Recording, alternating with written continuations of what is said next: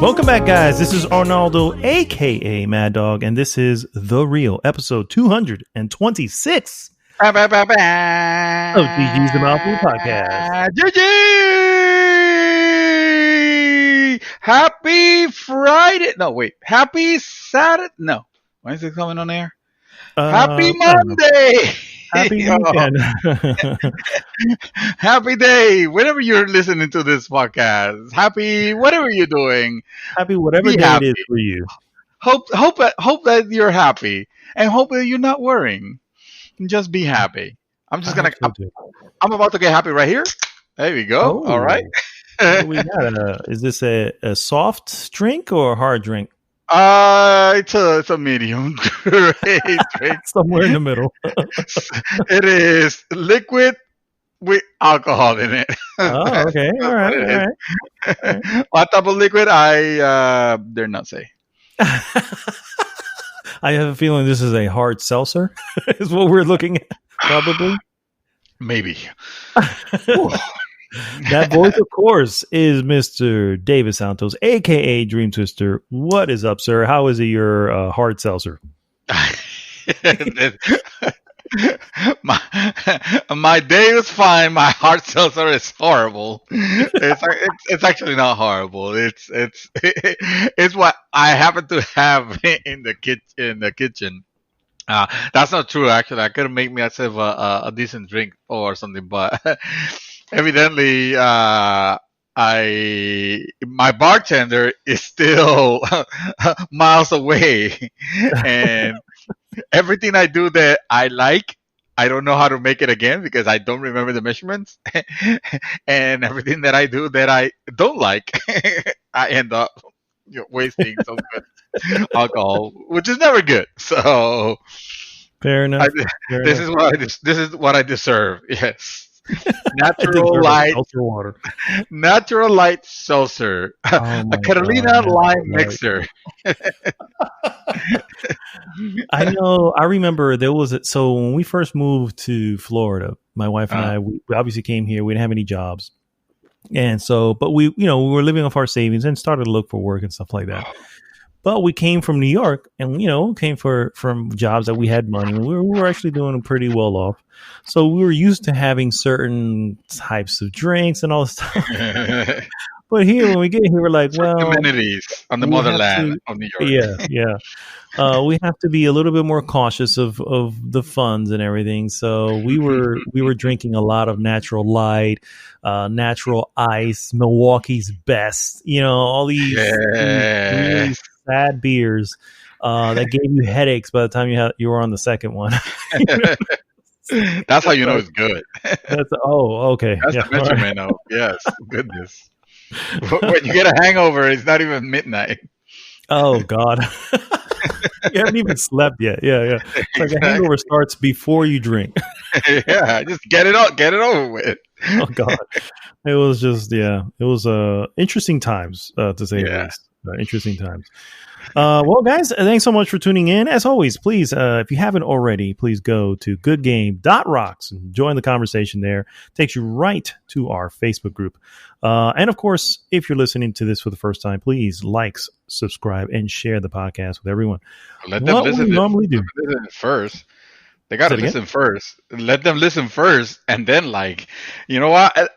Listen to the whole thing, and then make your proper judgment. If you like, give us a like, and if you don't, then get the fuck out. What are you expecting? We're just a couple of guys. We need you to give us a like. That's a requirement. You know what? We are like 400 likes behind them because we have a lot of people in the group and we're not getting a lot of likes on our show. Well, you know what it is? That means we need to step up our game. Is really what it is. We're the ones chopping people off. Yeah. It's like, hey, your likes are overdue. Yeah. You have a deficit of 37 likes. I have to start going in and cleaning the house. I'm just saying. Do you like us? You do? Okay. Have you subscribed? Have you fucking subscribed? No. Have you shared? That's the other one. If you don't share, it doesn't go anywhere. Yeah. Yeah, it'll be a shame if suddenly something happens to your precious dog. Poor dog. No, Oh, I don't think I can shoot dogs in virtual. I can't do stuff like that in real life. You know what I mean? I hate it. I hate to play. I hate to play the division with you because you'll be shooting the dogs. I'm like, what are you doing? It moved. I was like, the rule is shoot whatever moves. Well, No, I didn't know what it that's was. real America. Oh, fair enough. I went too dark. I apologize for that. Fair enough. Fair enough. I mean, I can't disagree with the statement though. Anyway, what we normally do, guys, Yes. is first we go into what we have been up to, move on into some various news items, and then finish with our hot topic of the week. This week's hot topic, the DC Fandome review. Yes, Fandome review. If you don't know, DC has released lots of information as to what they're going to be doing in the next couple years here, and it goes across gaming, TV, movies, even comic books, although I don't think you or I are really going to be discussing that because Hey, Mad Dog. I heard DC stands for Detective Comics. Yes. I know that now. That is not true. I've always known. Oh, okay. I was like, wait a minute. I thought there was Action Comics at one too. That's where Superman started. It was action. Yeah, that's right. That's right. Mm-hmm. It just goes. I wanted to prove to the audience that when it comes to DC, I mean, we have you have chosen to host with the specialist into the DC universe. I'm sure you'll expect me to have a lot of opinions, and I love that you called it review. I think we are making a judgment. Oh, we are. I mean,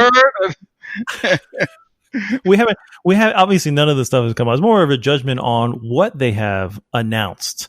And that's really it. They're just, we're just being a couple of silly guys here reviewing them, calling them out for the mistakes that we clearly think that they're making, stuff like that. What mistake? So far, everything has sounded golden. I love everything I heard so far. We're going to have to discuss this on the hot topic. I think so. All right, guys. Well, let's start, sir, with what we have been up to. Sir, yes, what have you been doing? All right. Well, I have been playing an unhealthy amount of Microsoft Flight Simulator 2020. Very cool. And it is cool. And I know I brought it up last time. Last podcast I talked about how I was enjoying it and all that. I don't have a crazy like joystick or yokes or crazy setup like that. I'm considering it, but I haven't made the jump. It has nothing to do with the fact that you can't find joysticks or yokes anywhere right now. Maybe, but that means you've been looking. Sure, yeah. I can't either confirm or deny. I know that I've been having a hell of a good time, and it's been a hell of a good escapism to just like I'll show you an experience that I had the other day. The other day, I went outside. I went to pick up something on my car, and I look up, and there was a plane flying, and I was like, you know what? I bet I can see that plane in the game. And I went ahead and loaded the game. Of course, it takes a friggin' ever to load. But sure enough, I was able to see on the game map when you start the actual plane, because the game itself takes all that data from whatever is picking it up. I know airplane positions are fairly public. I mean, if you want to know where a plane is or if it has landed or whatever, you could just go to Google and get that. So So, and it's just a press of a button. Well, I mean, you don't jump exactly into the plane, into the type of plane that is flying. You jump into the type of plane that you have, or that you select. But it still amazes me the fact that not only does it do that, but it also already gives you the flight plan like preloaded already, like where that plane is going in real life. Now that is your flight path in the game. So Nice. yeah, it's really neat. And if you ever wanted to see, there's places in the world that I'm no for a fact I'm just not gonna be able to travel. I'm never gonna be able to see the pyramid of Egypt in real, in real life. Hmm. But there's a cool, almost inspiring feeling of just flying through them and seeing them, because you always see them portrayed in games. It's not like you've never seen them in games, but when he's and I'm not gonna say this, that I mean the graphics are freaking gorgeous, of course. But I'm not gonna say it's like 100% representation of it. I'm not gonna go that route, but it is convincing enough. It's convincing enough. It's different when it's different when you're playing, let's say, uh, Spider-Man, PS4 Spider-Man. They have New York, right? Hmm. And you're like, going through New York, and you have the scale. They have New York, but it's a scale, and it's very different from, I'm on the plane here and I'm flying over New York, and now I realize, holy shit. There's a lot more detail. There's a hell of a lot more intricate detail to New York, and flying over New York, will take you, minutes, depending on what type of plane that you have, from one end to the other, or if not hours, Hmm. and it is so seeing that it's pulling that from, and it pulls it from data from Google Bing Maps. I want to call it. Wow. It's actually Okay. Bing Maps, but you know what I'm saying. It's pulling it from Bing Maps, and seeing, for example, uh, not only just areas that I know that I'll never travel, but also areas that I'm familiar with. And I'm like, oh yeah, yeah, this is. I take that street to work every day. Back when I used to go to work, when I used to commute to work, or this is, this is the route to my sister's house, or to Mad Dog's house, and seeing that, of course, you could pause the game at any time and take a what they call a drone view, and Hmm. just go down.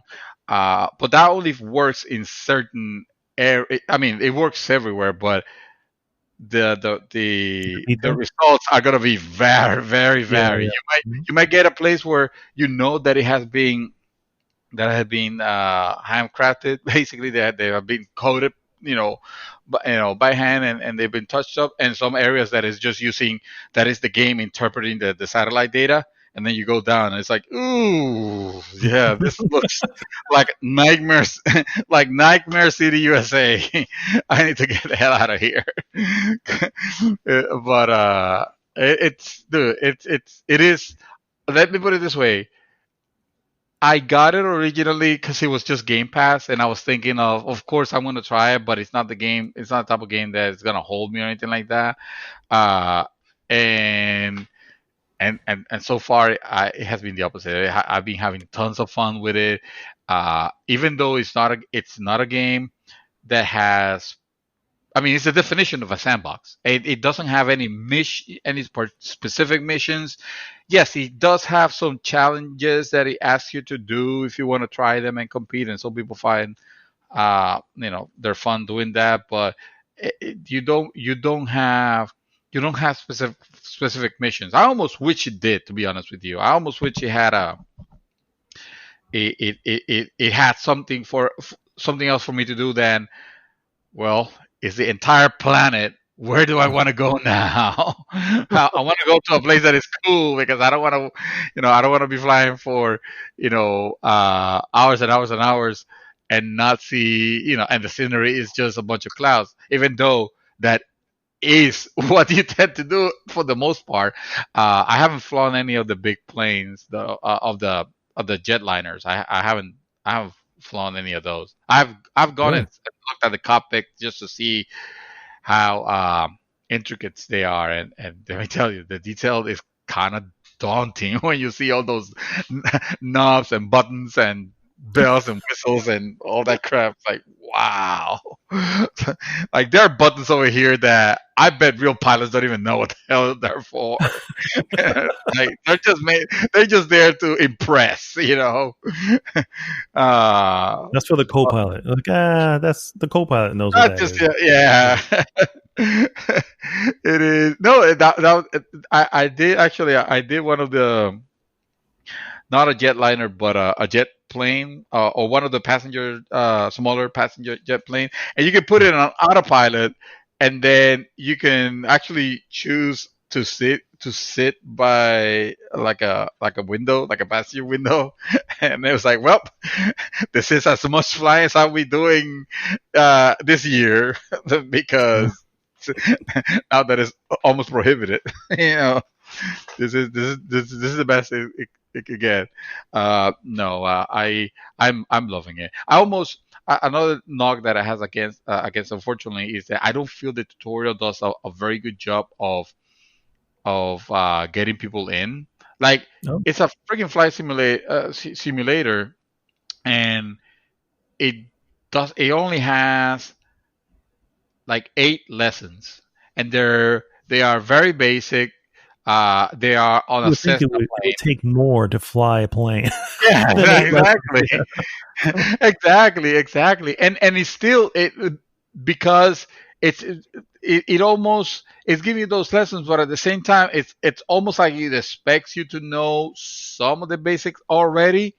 Because one of the things it asked me to do was, okay, you know, uh, you know, depart from this airport and you land on this other one, on the proper runway, because I a couple of times I landed on the runway, and apparently they didn't give me credit for the lesson because that's not where she wanted me to freaking land or whatever. I don't even know what I was doing wrong because I approached from both sides of the uh, of the tarmac, Airport? and yeah, and it still failed. But and whatever. At one point, I did, and then and that was assisted. The game will give you nap points, and you would just follow those nap points. And when it was time to land, it just presented you, okay, this is where you need to go. This is the altitude and the speed that you need to be, and just land and be happy. Okay. But then the last lesson, I haven't been able to pass because it asks you to do that, but now or now I'm supposed to know how to navigate, the flight plan, and I still don't know how the instruments operate. Like, I don't know when I'm getting out of the flight plan because I don't know how to freaking read it because the game doesn't tell you anywhere how to. So Mhm. you're supposed to go by visual, but that's not great either because it's still. I mean, sure, I can use the external cameras and try to figure out the highway that it wanted me to follow originally. But oh wait, because this is the training lesson, it doesn't let me use the external camera. So my view is severely hindered to to what I can see on the cockpit. And if I want to look down, I will have to put the cockpit facing down, which I heard is one of the main things that you don't want to do when you're flying a plane. It's don't you might not I want would to think so. Yeah. nosedive. Just so and it makes it very difficult like that. And then I go to YouTube and it's infuriating because a lot of people, you put beginner's guide, and again, it's people that, even though they give you beginning instructions, it is that they're still expecting you to know. Like, I know there's one thing I'm missing. It's a radar somewhere, or little clock, I don't know, whatever, a Yeah, tachometer, whatever it is.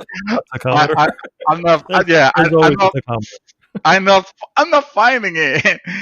So I get lost and then I get upset. So no, from now on, so my flights, they all have been. You know what? I'll decide where I want to live from, and I'll decide what I want to land for, and I'll request clearance, and they're always gonna give it to me because it's not difficult. Uh, the It's it not is cool. difficult. No, no, no. There's not a lot of red tape. I mean, yeah, yeah. I mean, like there's, yeah. I mean, like the game will always let you land. Like I said, it's a sandbox, so it's never gonna restrict you or anything like that. The lesson might have been restrictive, but when you're in the open, if you want to land, if you want to take off from frigging JFK and land in LaGuardia, right next to it, like a little hop, it'll allow you just fine, you know. Mhm. So and as you're flying and doing stuff, you're picking up, you're learning a little bit more. So now I know how to Gotcha. like request clearance or let the tower control know what my altitude is, and it'll voice it for you, and it'll voice it in a very convincing way. uh you could tell that it's text to speech. It's supposed to be text to speech technology, but it does it in such a good way that you don't notice it, that it's just a computer guessing where I'm at. You expect it to be like, coming down from the south at 5,000 feet up in the air and whatever, but it doesn't sound like that. The speech is very, very natural, um, depending on where you're at. And I found that really, really cool. Uh, I didn't know there was this. There's always like a super, super mega Reddit level hardcore people that roleplay, and like I don't want to get involved with that because when they roleplay, I mean they are serious. They are people that the whole day, their whole job is just playing as tower control for a particular airport, and they're the ones giving you permission to land and whatever. And you look at Oh, those nice. YouTube videos; they're hilarious. Yes, it is. It is really, really, really cool.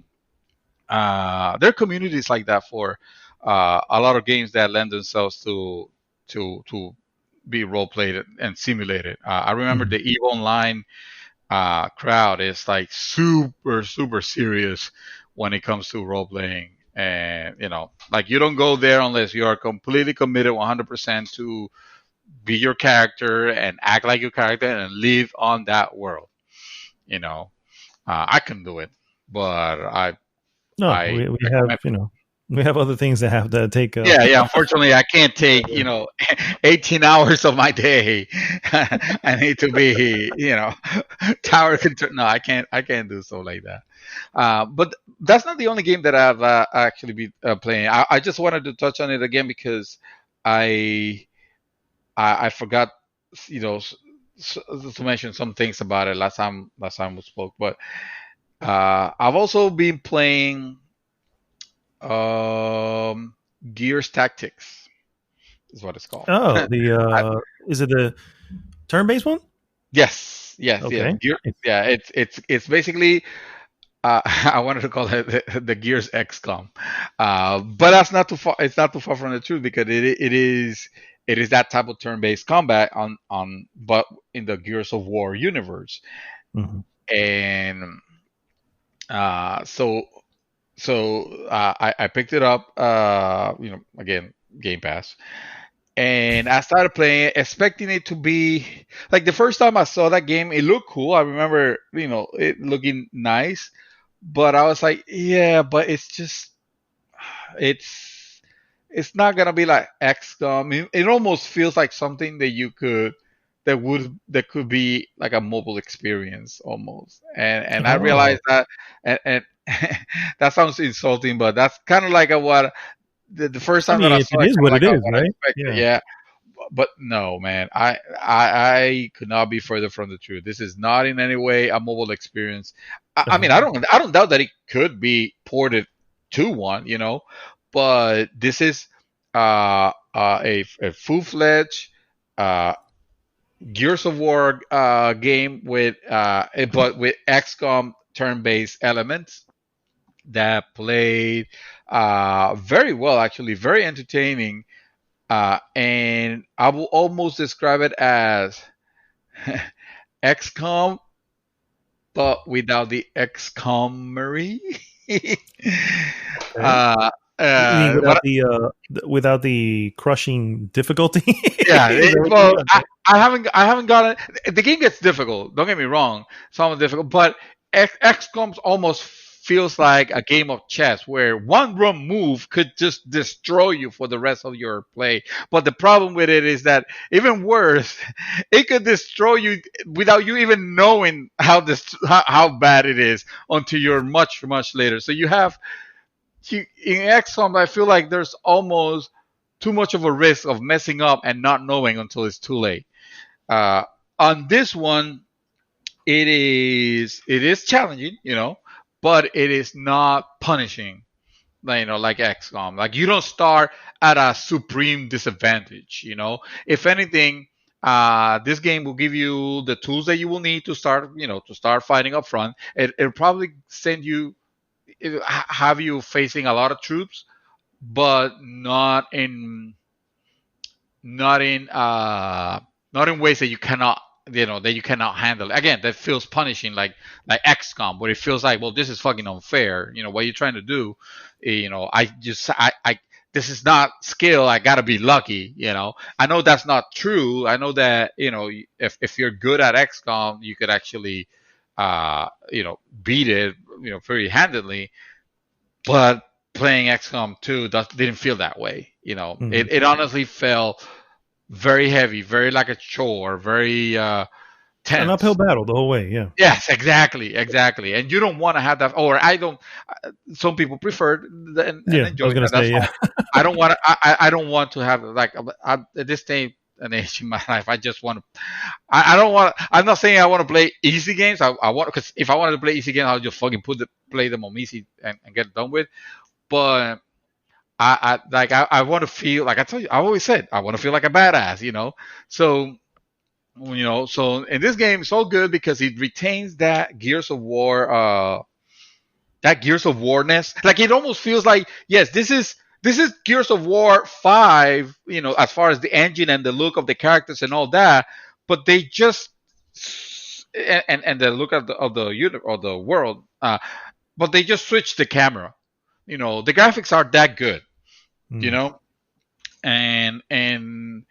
and movement. I'm playing with keyboard and mouse, but I can only imagine playing with the gamepad is supremely easy, because there's not a lot of things that be keeping track of. The it does allow you to select your strategy. Like you're not locked. Like when I was playing XCOM, Chimera Squad, Mhm. I felt like I had to use my characters based on a history or a turn line. It was something that would tell me, okay, this character is going to move next. This is then after that character, this is the bad guy is going to move. After the bad guy moves, this is the character that's going to move. Like it was already predetermined, and I don't like that. I feel like it gives me I like to visualize it if I can, yes, but it could get annoying, Mhm. because you got to be thinking of moves, but without the moves happening. Again, more like chess. In this one, it's neat because you can set up ambushes, because you can maybe, okay, move this character here, but don't fire yet. Just set yourself in Overwatch, because it also has the Overwatch, of course, because it's an XCOM level game. Yep. Set my character as Overwatch so that I can have this character make the move here, so that the enemy will, kind of like funnel them into my line of sight, and I can, mow them down. So it does let me, and each character has its own set of move, or its own amount of move. Again, just like XCOM, you can decide if you, let's say you have 3 ability points. I'm gonna call it ability points. I'm not sure if the game calls them that, but it's basically you have 3 points and you can choose to spend all 3 of them just running far to an area of cover, or you can use 2 and use the last one to set yourself in Overwatch, or reload if you need to, or throw a grenade, which are super lethal in this game. The grenades are ridiculous, and they never run out, but they're on a heavy cooldown, so you got to think of how and when to use them. Or you can just stay where you at and use all three ability points to shoot, and just know that you're shooting from farther away if you're farther away or whatever. I mean, on that aspect, it's pretty much XCOM. And if you have never played XCOM, but are looking to play something interesting and different, uh, it's actually very entertaining. I will, I could recommend this game, to give it a go. It realizes it might not be for everyone, because it's not Gears of War. It's not the typical Gears of War. It has the Gears of War characters, uh, not the same ones that we have. Not Mark of Phoenix, or at least they haven't made a cameo. You're playing different characters, uh, and and it has the world, and even the sound of the weapons are spot on, but it's not that type of, it's not your standard Gears of War experience.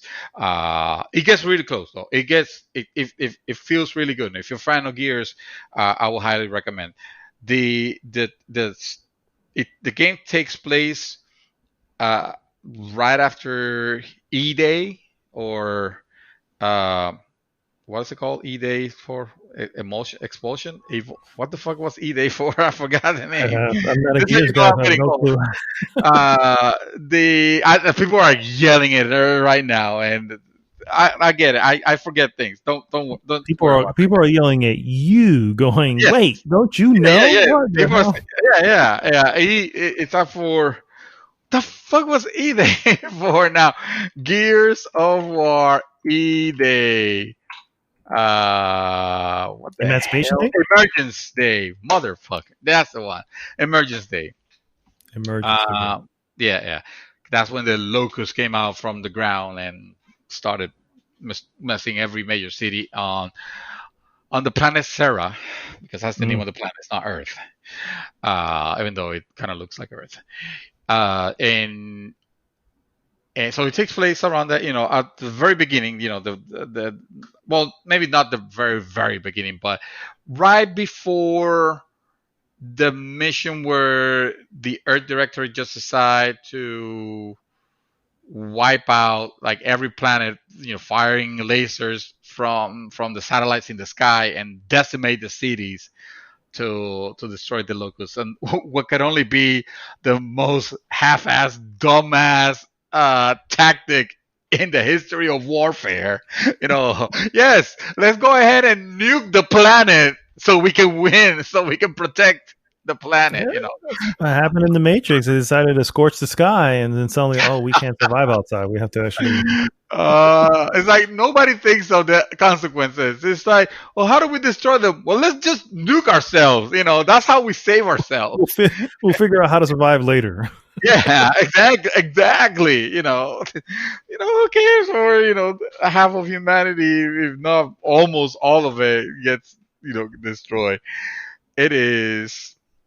It is stupid. So it takes place around that time. Actually, your first mission is basically while those events are happening. So and then it takes it from there, where you just kind of have to rebuild and uh, recruit more guys, more survivors that you find from other squads. Uh, the game it's almost cute in a sense that it wants to do the XCOM thing, where you find characters and the characters have their name, but it lets you change your name and change your appearance if you want, kind of like a nod to to in XCOM where you can, you can make soldiers be like, friends or family members, and that way you have like a you're closer to, or you want to make sure that they survive. Hmm. So it tries to do the same thing, but it's like silly and pointless. I'm like, I'm not gonna name my squad after people I know. They're just gonna be the name grunts that they are, and if they survive, whatever. John and Joe and everyone else. Yeah. Yeah, whatever is their name. Checkpointing system is it's very nice. Actually, it's very generous. Again, I have messed up a couple times where I know I'm not gonna win, so I can just be taken back. And he says it. He tells you checkpoint, reach or whatever. And then he has this intricate cut in-engine cutscenes that I appreciate because it does a better job than a game like XCOM did for its storytelling. Mm. It does it actually the when I say in-engine cutscenes, I mean to the quality of the cutscenes that you will see on a normal Gears of War game. They Okay. are they're very they're very well done, very well crafted. Uh, Fairly well voiced, even though this is not gonna be. I'm prepared. I'm prepared to accept that this is not gonna be like the most incredible story or anything like that because they rarely are. That is just not Microsoft's That's their stronghold. strong point anyway. Yeah. That's not the stronghold. Storytelling, unfortunately, is probably gonna be whatever. But it's fine because I'm having fun, and I like that I don't have to worry about like I appreciate the base building and all that in XCOM, but sometimes I get tired of doing that, and I just want to be in the field. I appreciate that this game is just all that and very little base building, or at least he hasn't presented one to me yet. Uh, Okay. your characters do level up, and it does this thing where I'm worried. I haven't seen any microtransactions on it. But then again, I haven't gone looking for them hard enough. But Well, I they're can coming. almost, yeah, they can almost like I don't know. So they have these crates that you find in the world, and you could decide to pick them up. You can ignore them, but if you see them as an opportunity to grab them, you want to grab them because you get better gear and better stuff like that. Um, and when you open it, and of course it has the legendary and the good, it has that RNG system. Well, is it RNG if you already know that type of chest that you see? I've seen some chests that they're harder to get, but they're blue, so I assume it's gonna have a better equipment. Gotta have a better one. Yeah. Yeah, yeah, Yeah. yeah. And that's what it does. At the end, when you finish the mission, Mhm. and you get an opportunity to open the crates, and that part just feels dirty. Because even though it's not crates that I have paid for or anything like that, just the thing with just opening the crate, just it reminds me of every other game that loot boxes, because that's how they feel. Oh, you found a loot box, like literally he found a loot box in it. uh it might not be as bombastic when it opens because it doesn't try to like make you want to buy these loot boxes, but it's almost like at some point the idea was there. I was like, well, loot boxes are kind of hot right now. uh let's And then make them. and then they hit the fan, and then they change their mind Yeah, halfway. yeah, yeah. No, that's sorry. That's what I meant. It's like, it's kind of a touchy subject right now. Let's just see how it is when we get closer to release. But just have 'em- have the element there just in case, and then we can decide. Um. So yeah. So that's Gears Tactics. Uh. Really good. Really cool. Not game of the year in any sense or any, not trying to paint it as that, but certainly entertaining. And hey, if you got Game Pass, that I mean, it's one that you should just go ahead and at least try because you might enjoy it quite a bit. Uh, Another game that got released on Game Pass actually, Wasteland 3. I'm very Yes, I excited about saw. playing that. Yeah, I'm very excited playing that because the reviews are really good on that one. Mm-hmm. But that might be a long that is gonna be a longish That is, game. I was going to say, that's not might, my friend. That is for sure. Yeah, that's not a mic. Exactly, exactly. Aside from games, I did watch a couple movies. One in particular, I ended up enjoying a lot more than I anticipated that I was gonna like. Just basically because, well, there wasn't a lot of fanfare behind it, and to be quite honest, it almost felt like there was a lot of hate. Hmm. Maybe not. Maybe hate's a strong word, but there was not a lot. People didn't seem to care much about this movie, and when I sat down, I kind of went with already those Preconceived notions. preconceived notions. Thank you.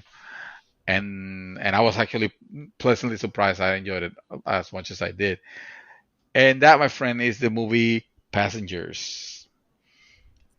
Have you Passengers. Hmm. Passengers? It's a movie. I tell you who's in it because you're gonna remember immediately. Uh, Oh, okay. Yeah, in it is space. Yeah, yes, yeah. it's Mhm. Chris Pratt and Yeah. Jennifer Lawrence. Jennifer Lawrence, yeah. Mhm. Yeah, you haven't watched it? I have. I have. Actually, I've seen it more than once. Yeah. Oh, really? Oh, okay, okay. All right. So what do you think? What was your thought when you saw it? I liked it.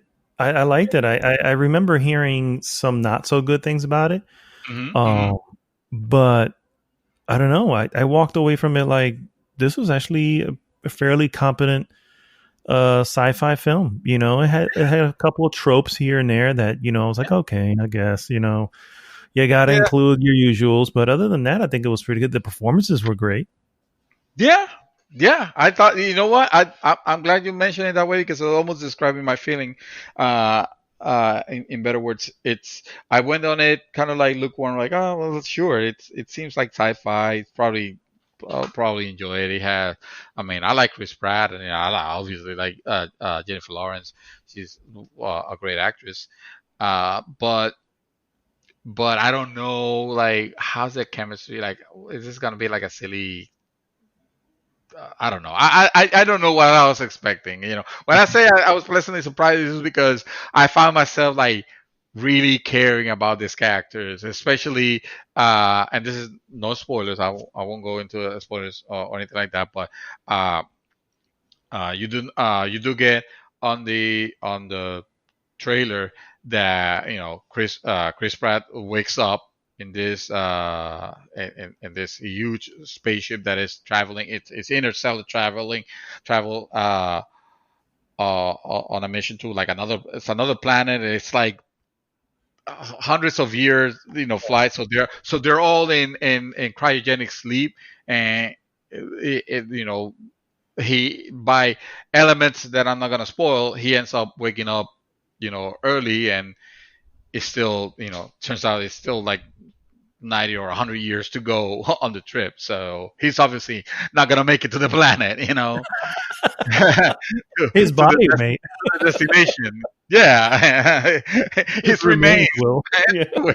Yeah. will, uh, if anything. But there were things where like I could feel like that I don't know if like I never thought of Chris Pratt as this amazing actor or anything like that, but it's like you said, they acted fairly well, and they did very well. They were very convincing in their act, and you see them taking some decisions that at first you will discuss, like I was discussing with my spouse, like, would you do that? Would you do that? And I'm like, well, uh, I'm not sure.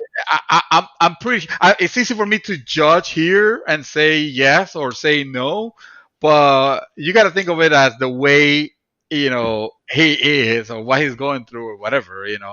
Um, by the way, I'm hoping that I'm not giving the impression that this movie is it's very dramatic and kind of like dark or whatever, because it's It's totally sci-fi. not. That's Yeah, I not. mean, yeah, That is not what they go. This is very lighthearted. It's just it was just cool to see.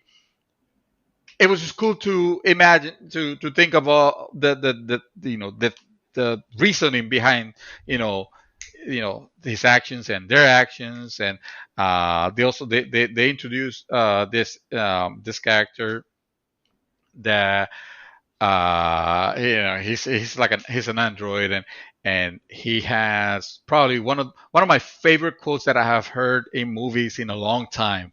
He says, I'm not gonna spoil it, I'm not gonna say it or anything like that, but it was like, yeah, you know what, that's a great way of looking at life for something that is really not alive. You know what I mean? yeah. For something that was probably programmed into you because you're a machine, but it's kind of amazing, kind of cool. I really liked it. I was kind of surprised. Great. Uh, There's this great Nerd Writer video that I'm going to send you now that you've seen it. yes. Because it is, I believe it's Nerd Writer. It's awesome in the sense that he presents the film in a different way. Uh, And when you see it in this different way, you realize, ooh, this could have been a much more uh, interesting. It could have been a much yeah. more interesting version of it. You know what I mean? Yeah. Um, so yeah, I'll send it to you so you can check it out. Yeah. And you know what? I can definitely see where he would have gotten inspired about that, because you think the I'm gonna call it the lore, but the world build on it, Hmm. it seems like it's right for some interesting storytelling. And I feel like the story that they end up telling is the one that we have heard Before, before. yeah. Yeah. And it's very tropey, and this is this is not a spoiler of what happens in the movie. But if you wanna hear it anyway, just skip like 50 seconds. It's more like about the feel of it. It has that thing, like, you remember, those movies where, oh, everything is beautiful and wonderful at the beginning, Mhm. and they put it into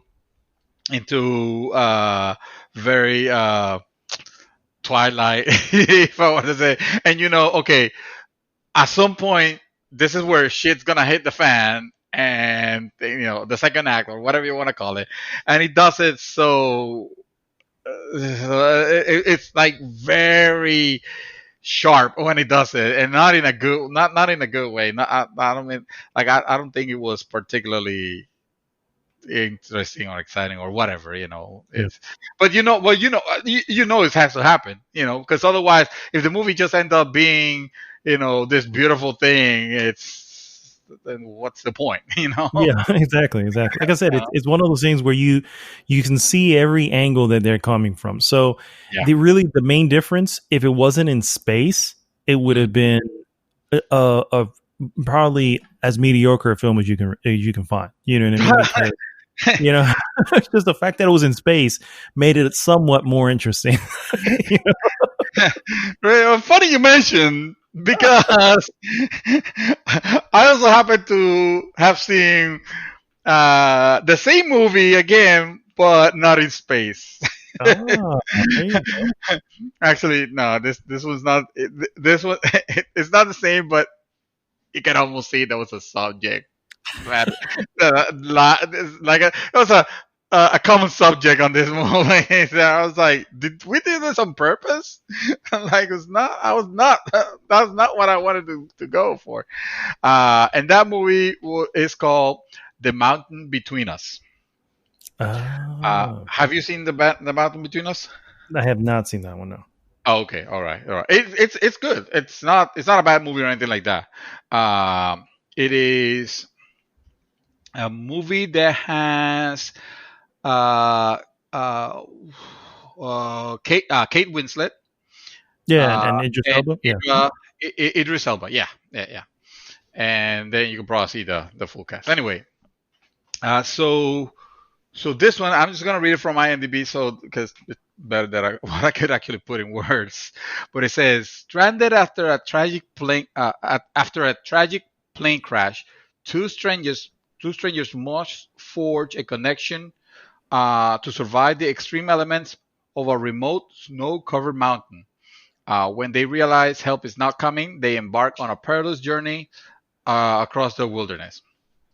And so it is again another story of two people stranded. And these ones happen to have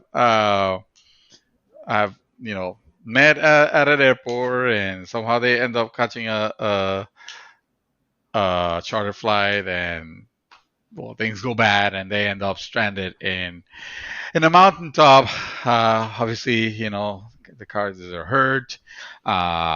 They are, I mean, literally stranded because they're the only two survivors in this thing. Now I'm spoiling a little bit. I don't mean to. Sorry. You can skip, but I mean you're not missing super much.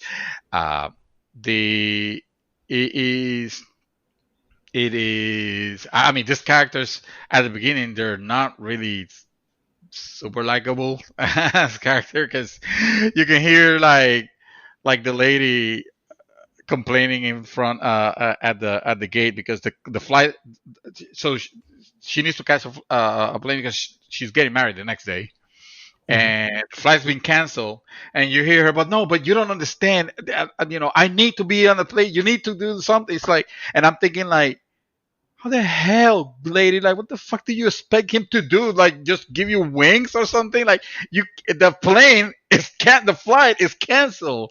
Like, I think of people like that are super unreasonable. When Karens? Yes. Yes, exactly. I think the fucking Karens is, the fucking Karens is of the world. Like, I want to speak to your manager. It's like, something like that. They The manager is not going to suddenly make a plane appear. I don't know. Yes, I know. And then the guy also a similar situation. Same things. That's basically how they end up, beating by being assholes to the person, to the person, to the clerk on the airport. But yeah, no, this one it definitely a slower movie, a slower build, and then I feel like it's like they try to turn it like at the very end of the movie it tries to turn it into a different type of movie where you're like, what the hell? Like it's I it was because it was interesting. It was interesting. The whole thing with the whole thing with the survival is interesting, but by the end of it, you're like, is this the same movie? Suddenly, like it just changes too much on the subject to care about something else. I won't say anymore because I'm afraid that I might be spelling things out. This one, it's probably a maybe. It's nothing you have to run and put on your list. At least to me. I've passed by it several times, and every time I look at it, I was like, I don't see it happening, my friend. Well, I'm not the movie connoisseur, the film connoisseur. You're the one. You can probably find the intricate things that they talk about, like the meaning behind the meaning of things, and you can end up like super enjoying it and stuff like that. That's another thing that I was gonna say about Passenger was that one of the reasons I enjoyed it that much is because the movie has an ending, and it makes like it has an ending. Like it is very explicit that okay, this is where it ends. It doesn't leave a lot to well, imagine if or imagine whatever, and which is things that I really hate. Now there's a trope that I fucking hate on movies, and a lot of film buffs, no offense, they see that as some sort of like artistic like thing where, oh well, it's meant for you to finish it up in your head, and I'm like, well, that's lazy. I want a story, just tell me the whole story, don't leave me in. And you know what, you can even imagine, but you're gonna have to. Don't get me there. Just tell me the whole fucking story. I'm not watching. I'm not watching this for the art. I'm watching it for the entertainment. So keep me entertained.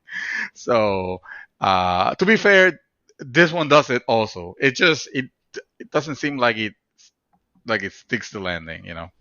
Fair enough. So yeah. You can. If you're bored, you could probably. You know what? I'm almost sure that you're gonna end up watching just one day. You're super bored. There's nothing else, and then you're gonna be like, you know what? This was really good. I don't know what he was talking about. Fair enough. I mean, who knows?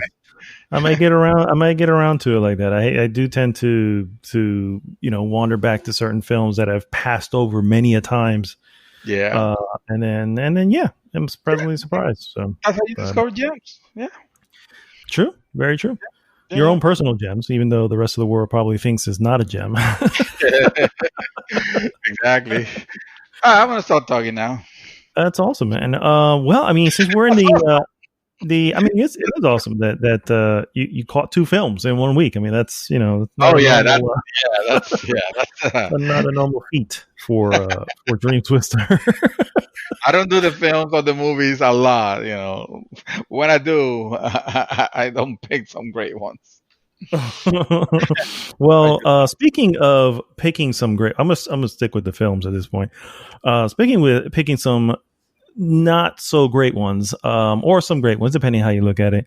I saw the film The Hunt, which I think many of folks wanted to avoid at all costs. Is that the one with the political message?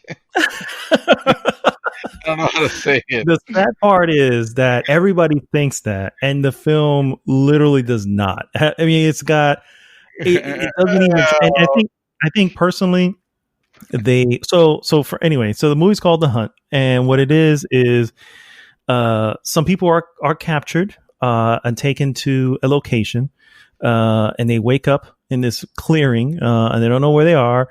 And what they do is at some point they realize they're part of a hunt, that they're being hunted by people. And if you've seen the trailer, it becomes clear that the wealthy rich are the ones who are essentially hunting down these folks. And so, of course, this immediately comes to, this is clearly a political message about, the top 1% and how they, how they perceive. Yeah. Everything can be, that's for sure. That's where we're living right now. Yeah. You can put a political message on freaking Dora the Explorer, my friend. And you can find it in there. Oh, yeah. So, but that said, the film is really more humorous than anything else. And I find myself enjoying it. It's not great, but I find myself enjoying it. It's not long, and I think that's probably to its credit. It's literally an hour and a half, an hour and 30 minutes, and that includes credits. So you're like an hour and 25. You know what I mean? So it's not long. It delivers what it needs to deliver from what you see in the trailer. It's funny. It's got really a dark humor. And I don't want to say anything because I don't want to give anything away, because there's some interesting elements behind it. But it's interesting to see the cast. Hilary Swank, if you don't know her, she was from Boys Don't Cry. I think she won an Academy Award for that. But she's been in a lot of films. Also, $1 Million Baby, where she was a female boxer, and so she's in this. And immediately I'm like, why are you here? You obviously have nothing else going on. You're like, why are you in this film? But then I start seeing all the people in it, and I'm just going, so everybody's just in on this craziness. It's just like, why not? No one's got nothing going on. It's really just a good time. If you're looking for a political message, you may find one, but let me tell you, it doesn't deliver that. It's not strong on this political message. It hints to it, but it's more of a fun movie. And I think, honestly, a lot of the criticisms that I hear is that it didn't stick to it. You know what I mean? It's like, if you're going to do this, then why do you just, steer into the curve? And I'm just like, Yeah, but then you really are, at that Yeah. point, you're really trying to deliver a message. And At for that me, point, this your was, criticism was going to be the opposite. It's going to be yeah, like, why you have to go that why far? do you have to go that far? Yeah. So for me, it was an hour and 25 minutes of just funny action, guns, humor, dark humor. And I just enjoyed it. I mean, it's just really what it comes down to. I enjoyed it. You know what I mean? It's a fun movie. Although okay overall, when you really look at anything, it's okay. But it was a fun movie Solid seven, some might say. a solid 7. Yeah, we'll call it a solid 7. Yeah. There you go. The other thing I was watching, and I just finished today, and I could not stop watching. It was just one of the things I just wanted to see the next episode. It is a mini documentary series on Netflix called The Last Dance. And this is, I saw that, yeah. I mean, I saw you I saw you posted that. yeah. So this is it's one of those things where you may not know basketball. Well, first off, I used to watch basketball. It's particularly in the 90s, and I wasn't as in it as I was with as I am with football. But I was in and out of it, and I knew people. That said, even if you've never been into basketball, you know who the hell Michael Jordan is. You know exactly what he brought to it. But even knowing that, this is so obviously this The Last Dance has to do with the last season that Michael Jordan, Scottie Pippen, Phil Jackson, which was the coach, all of them were in Chicago, and this was their last season together. They started the season because the general manager was like, yeah, Phil Jackson's not coming back. He's not going to be the coach next year. Even though they've won 2 freaking championships in a row, he still said, there's the beginning of the season, and he's still saying, no, he's not going to come back. So clearly there's something going on, something personal. They take it all the way to the end. This is spoilers in real life. They take it all the way and they win, and it's yeah. But the beginning of the beginning of the season, he creates the playbook for the season and for what they're going to do for the year, and he calls it the coach calls it The Last Dance because he realizes, yeah, this is it. The Bulls at that point have won 5 championships, 3 in a row, and then 2 years off. And then 2 in a row, and they were on their way to try to get a third one, or a 6th one, I guess technically. So it jumps back and forth in time. It's so fascinating. I would challenge anyone to watch the first episode, which is only like 49 minutes, and then to not watch anymore. It's done so well that you do not even have to be a fan to be glued to see what happened. Whoa. Yeah. You have this image of Michael Jordan as being this, the guy who was in Space Jam, this is I want to be like Mike, you know what I mean? And all that stuff. Dude, this guy is raw. You're seeing him like you have never seen him before. And I'm just like, I'm almost in shock at the same time, because I'm just like, this is not the image of Michael Jordan that I don't think I've ever, in my head. Yeah, sure. He probably cursed. Never in my life would I hear him dropping an motherfucker here and there. Just like, whoa, image shattered, but not shattered in a bad way. You know what I mean? Just like you realize, dude, this guy was real, and he was tough, and he was mean. And it makes perfect sense, right? I mean, if you think of anyone in any field, Steve Jobs was the best. He wasn't the best because he was the nicest. He was the best because he demanded perfection. All greatness has that behind him. And it was so weird because that image of Michael Jordan that I've had in my entire life, it was just of this great player, you know what I mean? But then you see him in behind closed doors and in interviews, and you have interviews with other people who are going, yeah, and they'll say, yeah, he can be an asshole, man. He could be an asshole, but even his teammates were like, that brought the best out of us, you know what I mean? And that's really what the team needed. And dude, it's literally the most fascinating thing I've seen in quite some time. It's a 10 episode series on Netflix called The Last Dance. It is eye opening and at the same time awe inspiring. I cannot even. I cannot even. And there's this. I'm sure maybe you've heard. I know you don't really follow basketball, but I'm sure you've heard or at least seen, probably online somewhere. The call out says, "Oh, with LeBron James and Michael Jordan, if they were to play together, who would win?" It's like the Bruce Lee versus Jackie Chan, who would win? And all that. That's impossible to ever see.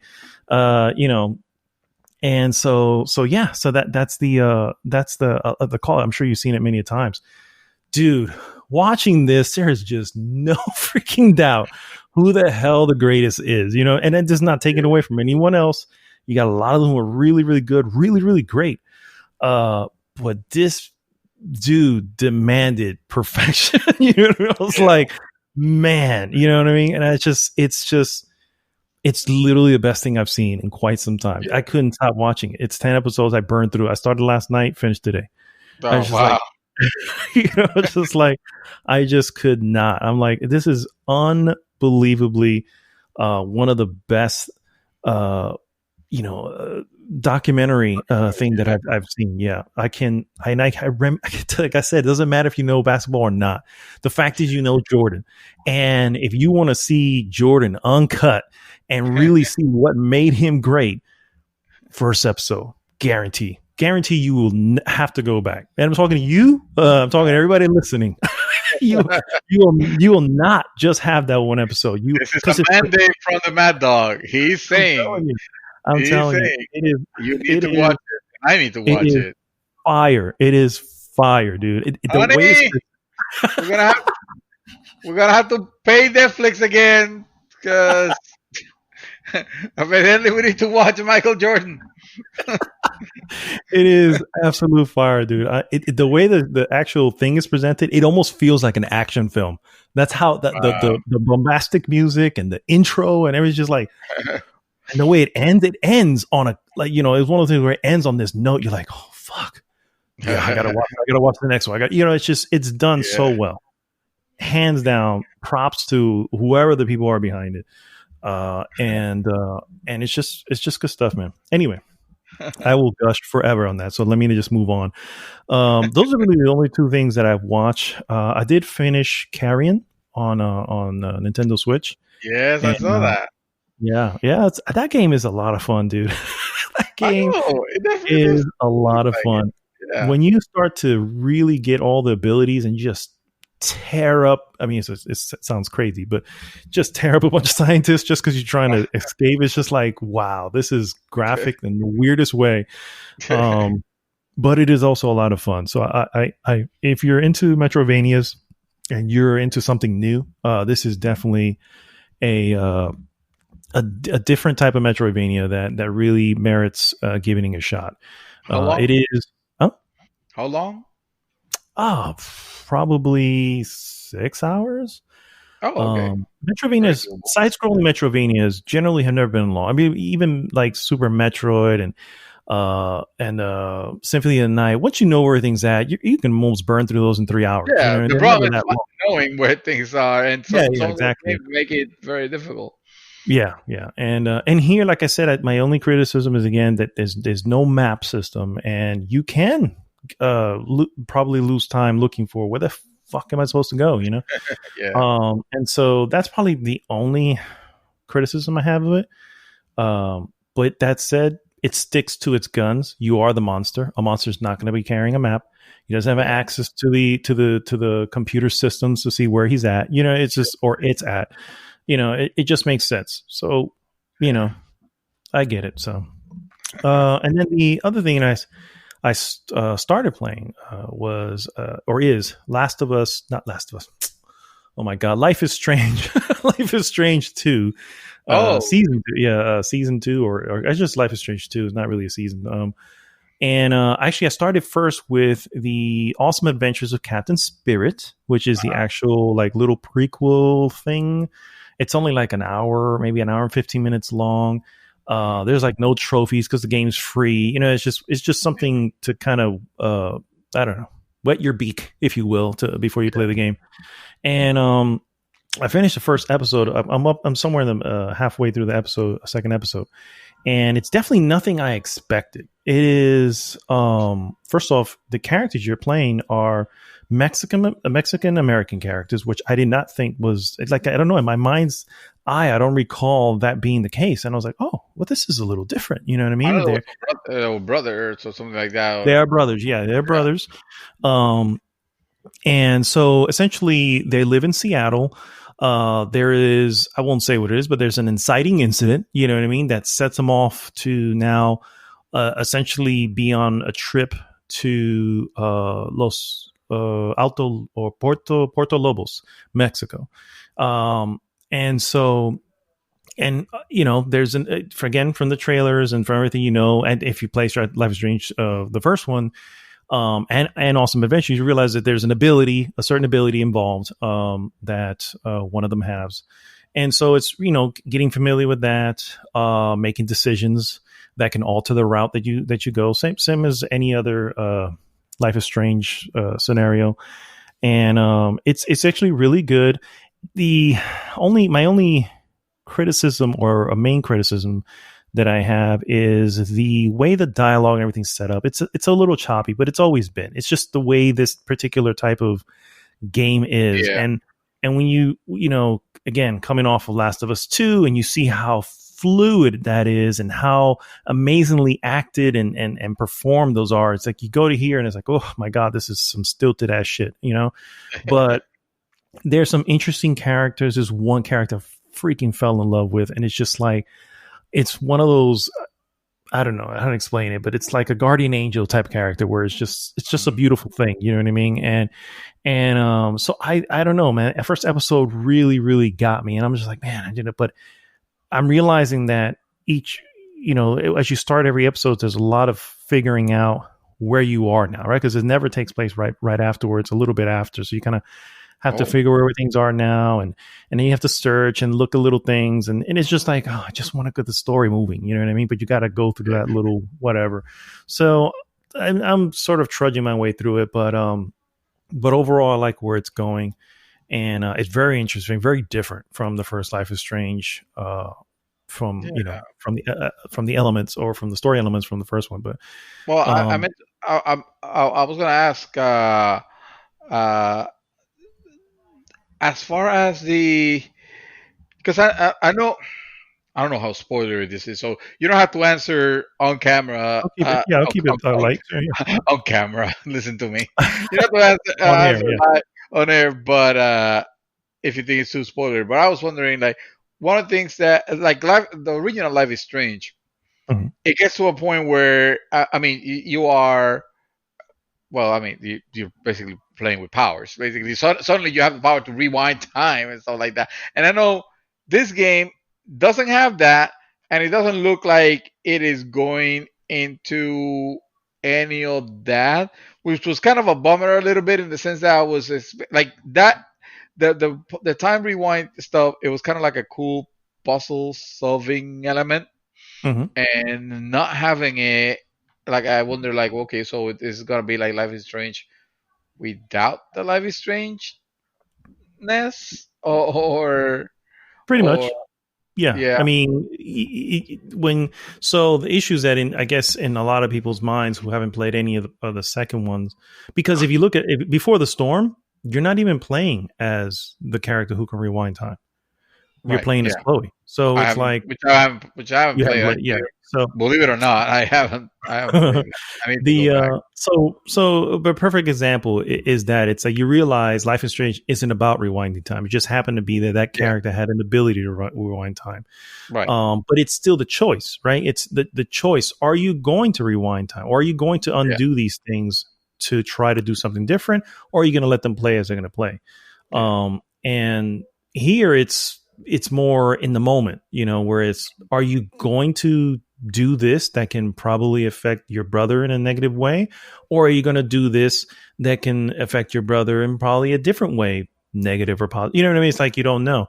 And it has those moments similar to the first one where those major decisions, the game is waiting for you. Will wait for you to make the decision. There's no timeline. Okay. It's just similar to that where it's like, ooh, this is a big one. Hold on, I need to. There's a particular thing that you and I think got stuck on the first one where we're like, fuck, wait, I gotta wait. Yeah. Sit down. Yeah. Yeah, so wait, I really need to think this through. I haven't run any decision that's that level yet, but I'm only in first or halfway through the second, or not even, just starting the second. So,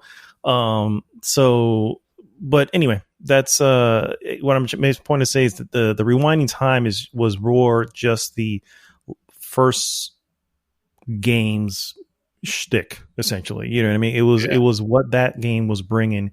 And since then, it's still a decision based game that you look at the normal everything else that you do in these type of games. I don't know what they call what genre it is, but basically it's almost like a point and click adventure game that you're not really having to point and click. You know what I mean? Yeah.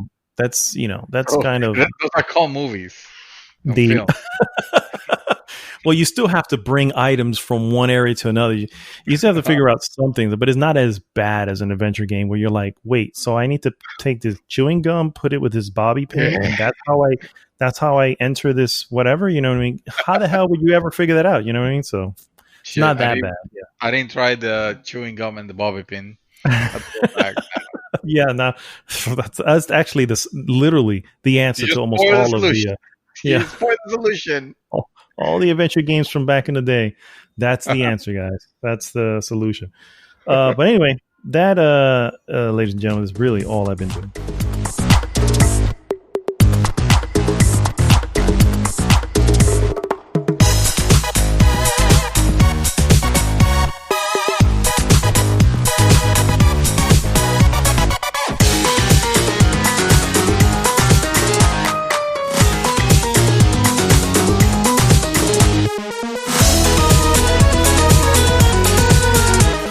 And we are back, guys, and it is now time for the Hot Topic of the Week. Topic of the Week!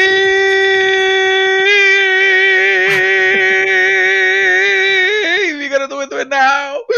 Oh my god! Which leads us into the trailer of the week. Oh my god! That's all that blew everyone's ears out. It's exciting, man. It's DC. It is DC. Finally, we get to live in a world that is not just Marvel this and Marvel that and Avengers this and Avengers that. We get to see something different. Let's talk about it. For sure. All right, so let's start off. The trailer of the week, obviously, if you guys don't know, it is Matt Reeves' The Batman trailer. Of course. What is it gonna be? What else? Exactly. None of the other ones for sure. Believe it or not, this trailer was made with roughly 25% of the shooting completed. So a lot done there. If you really think about it. Good to know I didn't watch the whole movie like they tend to do. For real. They're in and out. Warner Brothers. I think Warner Brothers is actually pretty good at making trailers. Movies, on the other hand, is debatable, but trailers definitely they're really good at.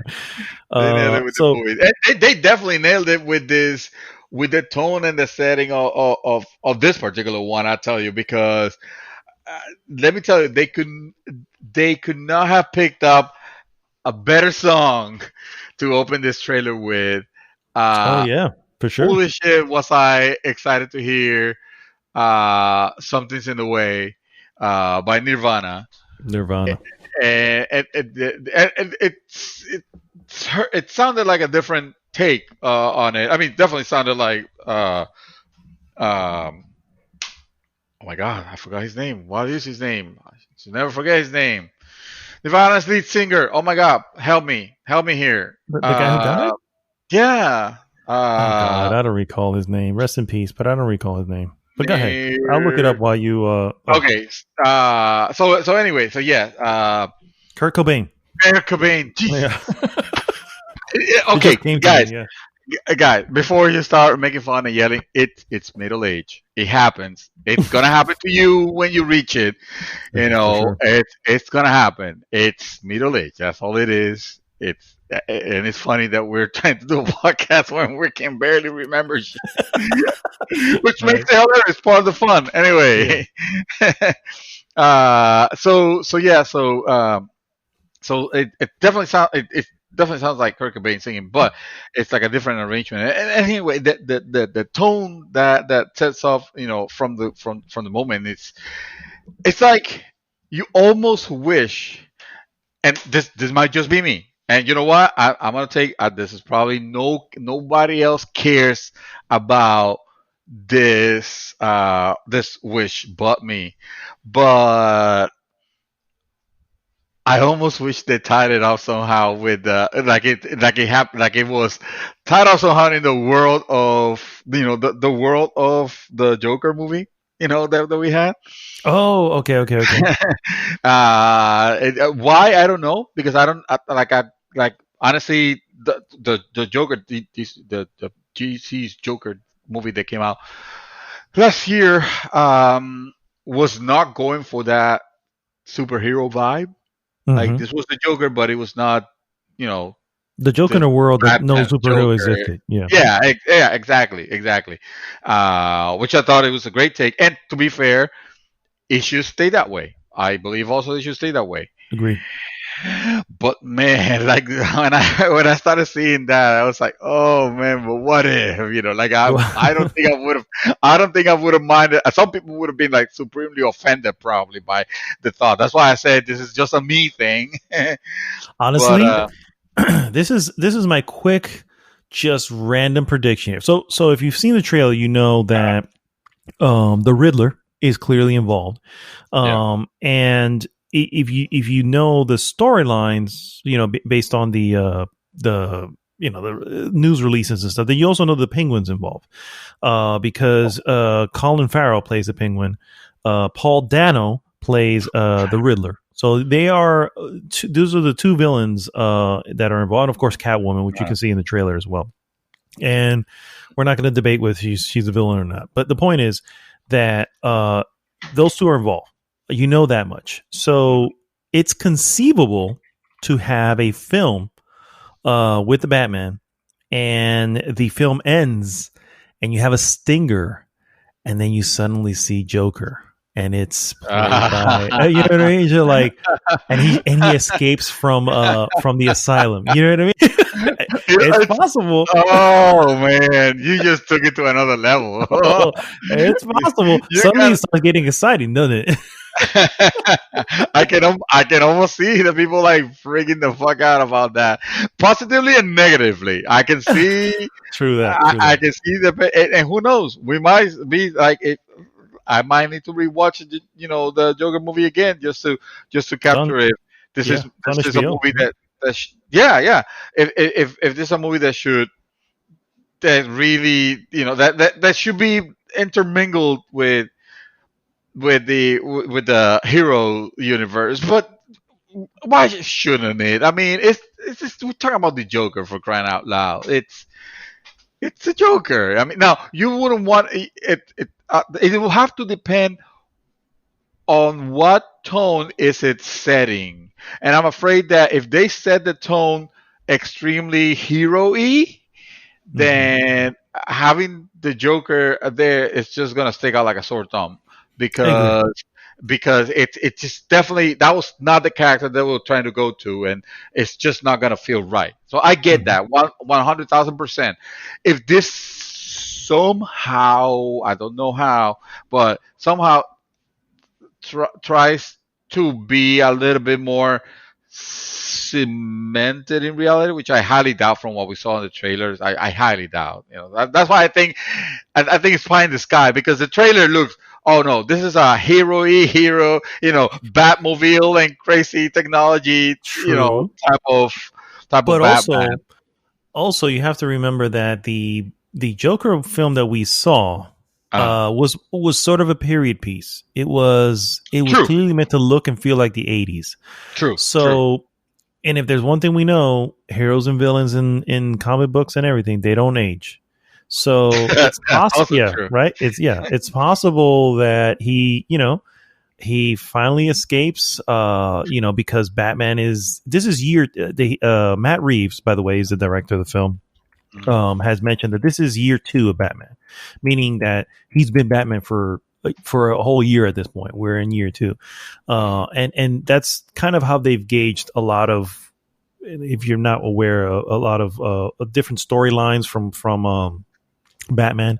Batman has Uh, always been like, okay, so what year? How long has he been Batman? Is he an old Batman? Is he fresh? A rookie Batman, oh, whatever. And they've always kind of gauged it on the year. And it all started with oh god, Frank Miller's comic book, which was Batman Year One. And at that point, people were like, suddenly made this gauge to say, okay, where is he in his life as Batman? And is this is this year year 2. 32? Okay. Yeah. Well, yeah. So year 2 is where so he's already been Batman, whatever. It can clearly shows that he's friends with James Gordon at this point, and friends in the sense of, let's just say, working partners. They're maybe not friends at that point. They do look a little bit further apart than other iterations. But Yeah. I like the tone. I like the look, and I did my own personal research on Robert Pattinson, and I am fine with him as being Batman, regardless of what a lot of people think. You know what I mean? I welcome you guys to do the same thing I did. You will be pleasantly surprised to know that Robert Pattinson is actually a very versatile actor, and and he's in Twilight is really way back in his rearview mirror at this point. So Fun fact. My wife is watching Twilight right now.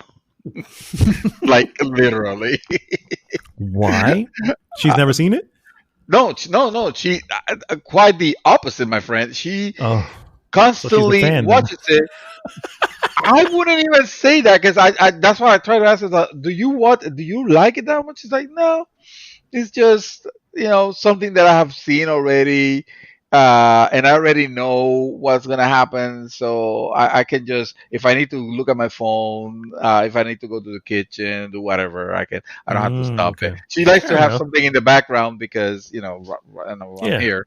fair But enough. but then again, she has seen it like 3 or 4 times in the last couple months. So I'm like, and all Yeah. of them, all of them. So, Yeah, my wife's done the same thing. So I can't even, yeah. yeah. It's and she would tell you right now, she finds I can't remember the actor's name, but the actress who plays the female lead, she finds Oh, her annoying. yeah. A lot of people do, and Yeah. I'm So starting to yeah. even. Yeah, There's, exactly. So there's anyway, something. uh going back to the Batman, so a little bit about Matt Reeves. Matt Reeves is the director of the Planet of the Apes series, which, if you haven't seen them all, isn't it great? It's one of those things where this is a remake done right.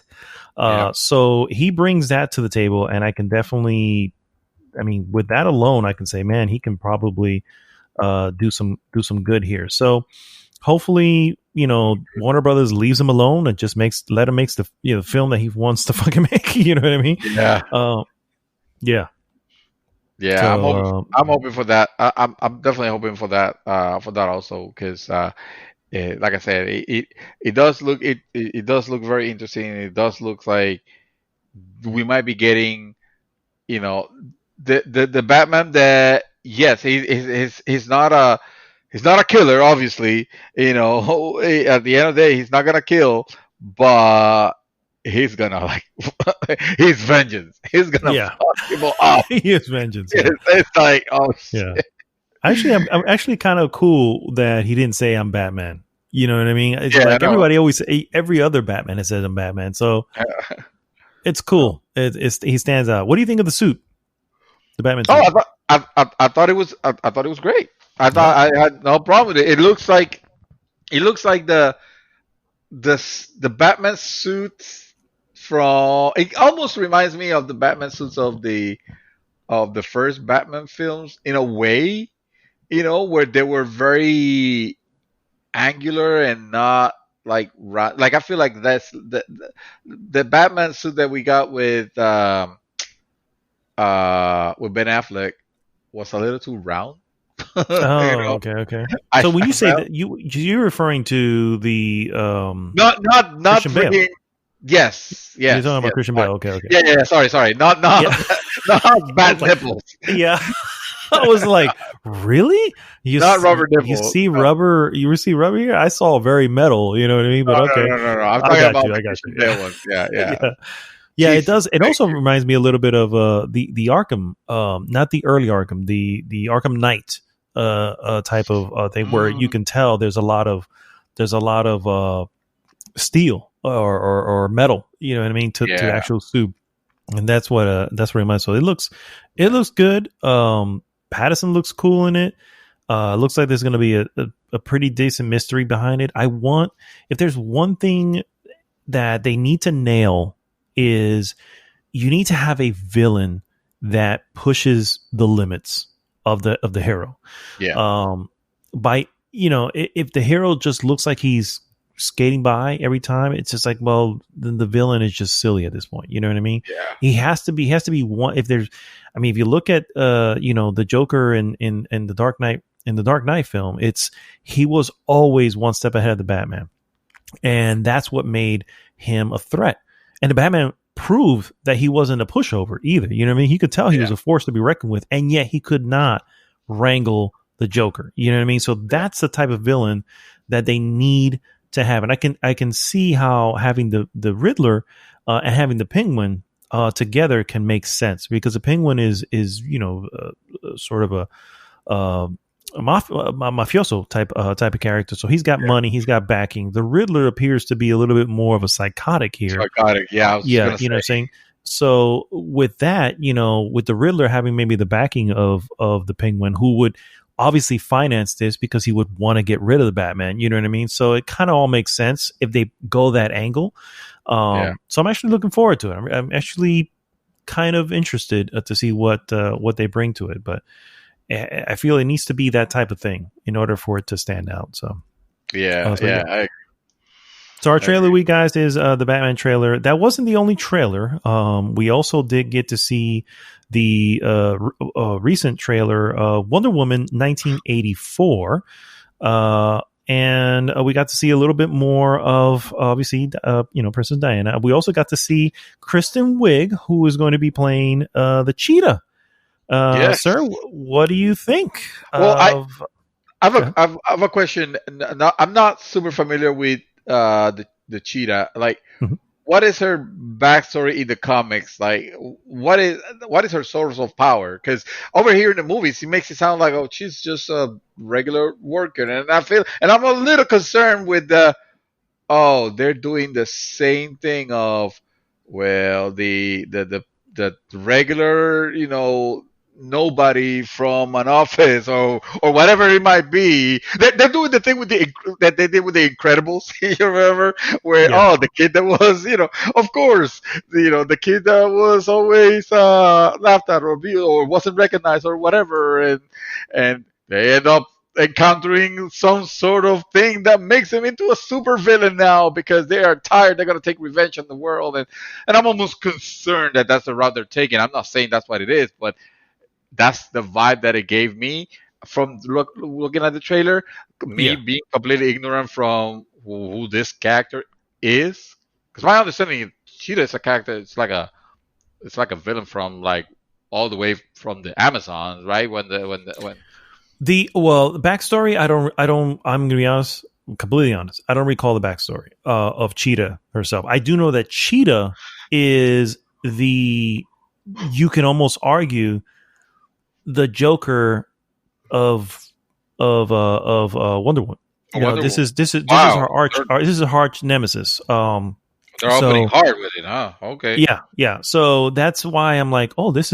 It's cool that she's included, Yeah. because it makes perfect sense. Cheetah is the one that she's constantly, against, and it's her arch nemesis, and so it's cool. Now, the angle that I can think of here is obviously, you gotta imagine, from World War One, which was in 1918 is when it was over. So from World War One, Princess Diana has had the chance to become this person of probably significant power by the time we get to the 80s. And she looks like she looks like she gets anything and everything she wants. And so, if they can pull it off to say, Kristen Wiig's character is someone who also is used to getting everything she wants, but for some reason cannot overtake Diana. And if Diana's opposed to her in any way, I don't know what her character is going to be. I'm just thinking of like a similar, let's say Bruce Wayne versus Lex Luthor. You know what I mean? Where Bruce Wayne is this, billionaire but he's always on the right side, and he's always a step ahead because he also happens to be the greatest detective. And Lex Luthor is the greatest mind, but for some reason cannot get out from under Bruce Wayne. You know what I mean? You can see at some point, that would be an interesting method. And I think she has a line in the trailer where she goes, "Oh, I don't remember the character's name, but oh, what did you do?" You know what I mean? What is it that you do? And I'm like, oh, so she took it an extra step because she said, "No, fuck this. I'm going to be better than her." So if it's done correctly, I think it could be. I think it could be fascinating. It's just, for me, Cheetah was always an odd character because I was like, so you have to kind of buy in that she's part cat. You know what I mean? So it was like, I was like, okay, I guess I can buy that. You know what I mean? In a cartoon, I don't know about live action. Yeah, exactly. Because you can see it with the tail and everything. So I'm like, yeah, she a scientific experiment, but she works at an office and looks normal and. Not like at first. Like I think we agree that the cheetah part is probably towards the end of the film. So I'm pretty sure that's the ultimate version of her. But she also looks like she's standing on her own too against her when she looks regular. Kristen Wiig looks regular. So it's like, what is behind her? Because Princess Diana is a demigod. You know what I mean? So how are you standing on your own too against her? So there's got to be something in the background that we're not. And again, I don't know the history of specifically of her character. I always thought, from what I recall from watching, from playing the Infamous, Injustice. Yeah, Injustice. Okay, thank you. The Injustice games, they always have looked like she is. That she is an enemy from her past, from where they were all. Like she belongs to some sort of, I don't know, like tribe that used to fight against against the Amazonian ladies, or I don't know. Mm-hmm. I Wonder Woman has not been a comic character that I've followed, so I don't know much. So your mic is either far away or turning off. Or turning off. I don't know. Now you sound better. Yeah. Okay. Oh, okay. I have to move that a little bit. All right. So yeah, I'm not sure. I don't know much about the character to make judgment or other. I hope that it's not the trope of it's the awkward person that is tired of being abused. So now they found itself some sort of mythical power. Said, I can grow a tail now, and I can fight like a cat. That would be so stupid. I mean, the big issue here is, my friend, that we are in DC land, and in DC land, some things were kind of wild when they were first done, and to their credit, they updated a lot of this stuff as time went on, but the original storylines, they were a little bit questionable as to how they got to there. You know what I mean? So we'll see. I would like to think that the director, I can't remember her name now, dear Lord, but Patty Jenkins, I think is her name. Yeah. I like to think that she's wise enough to get her writers to say, let's give her a good reason. Let's give her a good history. And I say, and I say it, but I only say it because I've heard it. The hero's only as good as their villain, and Yeah. so you got to have a good villain. You know what I mean? And I know a lot of people like the original Wonder Woman. I thought it was good, not great. And I think the major fault behind it was, again, the villain. It's like, oh, Hades, this is great. Yeah. Hades with a silly mustache. With a yes, exactly. With a silly mustache. The more I think about it, the more I go like, why did I like it so much? But then I remember it's because it was very unlike all the other movies that we had gotten before that. Well, this one was actually funny in part. It was interesting. It had a good act. It had decent action. But yeah, that villain. Fuck that villain. Yeah, exactly. Fuck. Exactly. 7 levels of damnation. Like, what were they thinking? They were not thinking. Sorry, go ahead. They were not. Yeah, they weren't. They didn't planning it. So real quick, I do want to mention some interesting comic information. First off, Milestone Comics, which is a small part of what used to be a small part of DC, has come back. Essentially, they've been the return of Milestone Comics, which was the home of superhero known as Static. A lot of people may know this character from the animated series Static Shock, which is a black character, and actually had a pretty decent following. So they actually were able to essentially bring them back. The first series of this comic book will come out on February of 2021, which is pretty awesome. And then going over to the Batman comics, John Ridley, which is the screenwriter for a 12 Years a Slave. I don't know if, I don't think you saw it, but I know you know the movie. He's a screenwriter. He's actually helming the next a Batman series, and it's interesting because it's not going to be Bruce Wayne as Batman. It is going to be someone else. It looks to be in the deep future, just based on an image that I saw in the thing. So it could be he's hinting that it's Batman is a person of color. But that's it. Didn't really say anything else. So something interesting to look forward to there. This obviously looks like will be a futuristic Batman, which I'm down for. I was always a big fan of Batman Beyond. Batman Beyond, yeah. Yeah. So, all right. So that's the comic news there. Now let's move over to gaming, guys. Gotham Knights. Yeah. What did you think, sir, of said trailer for Gotham Knights? So I need to clear a confusion that I have, because I knew that Rocksteady makers or developers of the Arkham series of games were working on a new title, and even though I saw the name of the title that they were working on, and this again goes to show why I'm so qualified to be talking about DC here. If it's not Batman or Superman, I don't know where I'm going.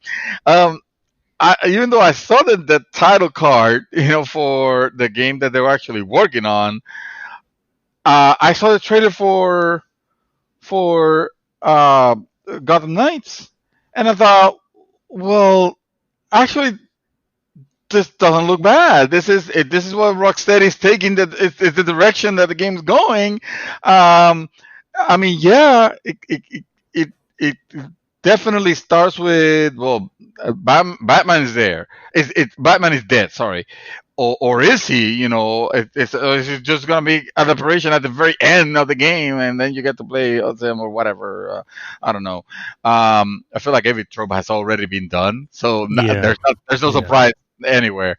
Anyway, I thought like, okay, this is not gameplay. This is not showing me gameplay, but it is at least leading me to believe that it's something that is interesting, and it doesn't seem to have, so far from the first trailer that I saw, doesn't seem to have bullshit mechanics like the fucking Batmobile on Arkham Knight.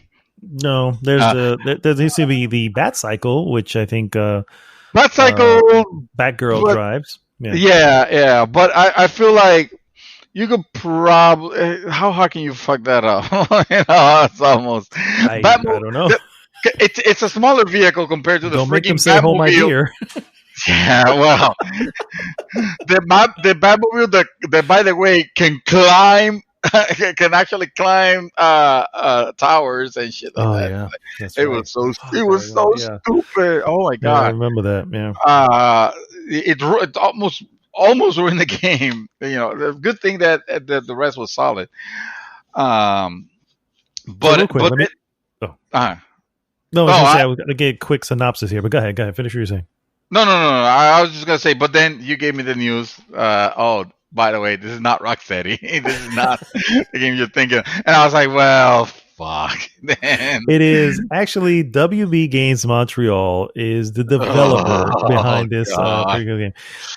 Previously known for their works in Arkham Origins. If you yeah, stop, yeah. stop. You're fucking. We don't need to talk about Arkham Knights anymore.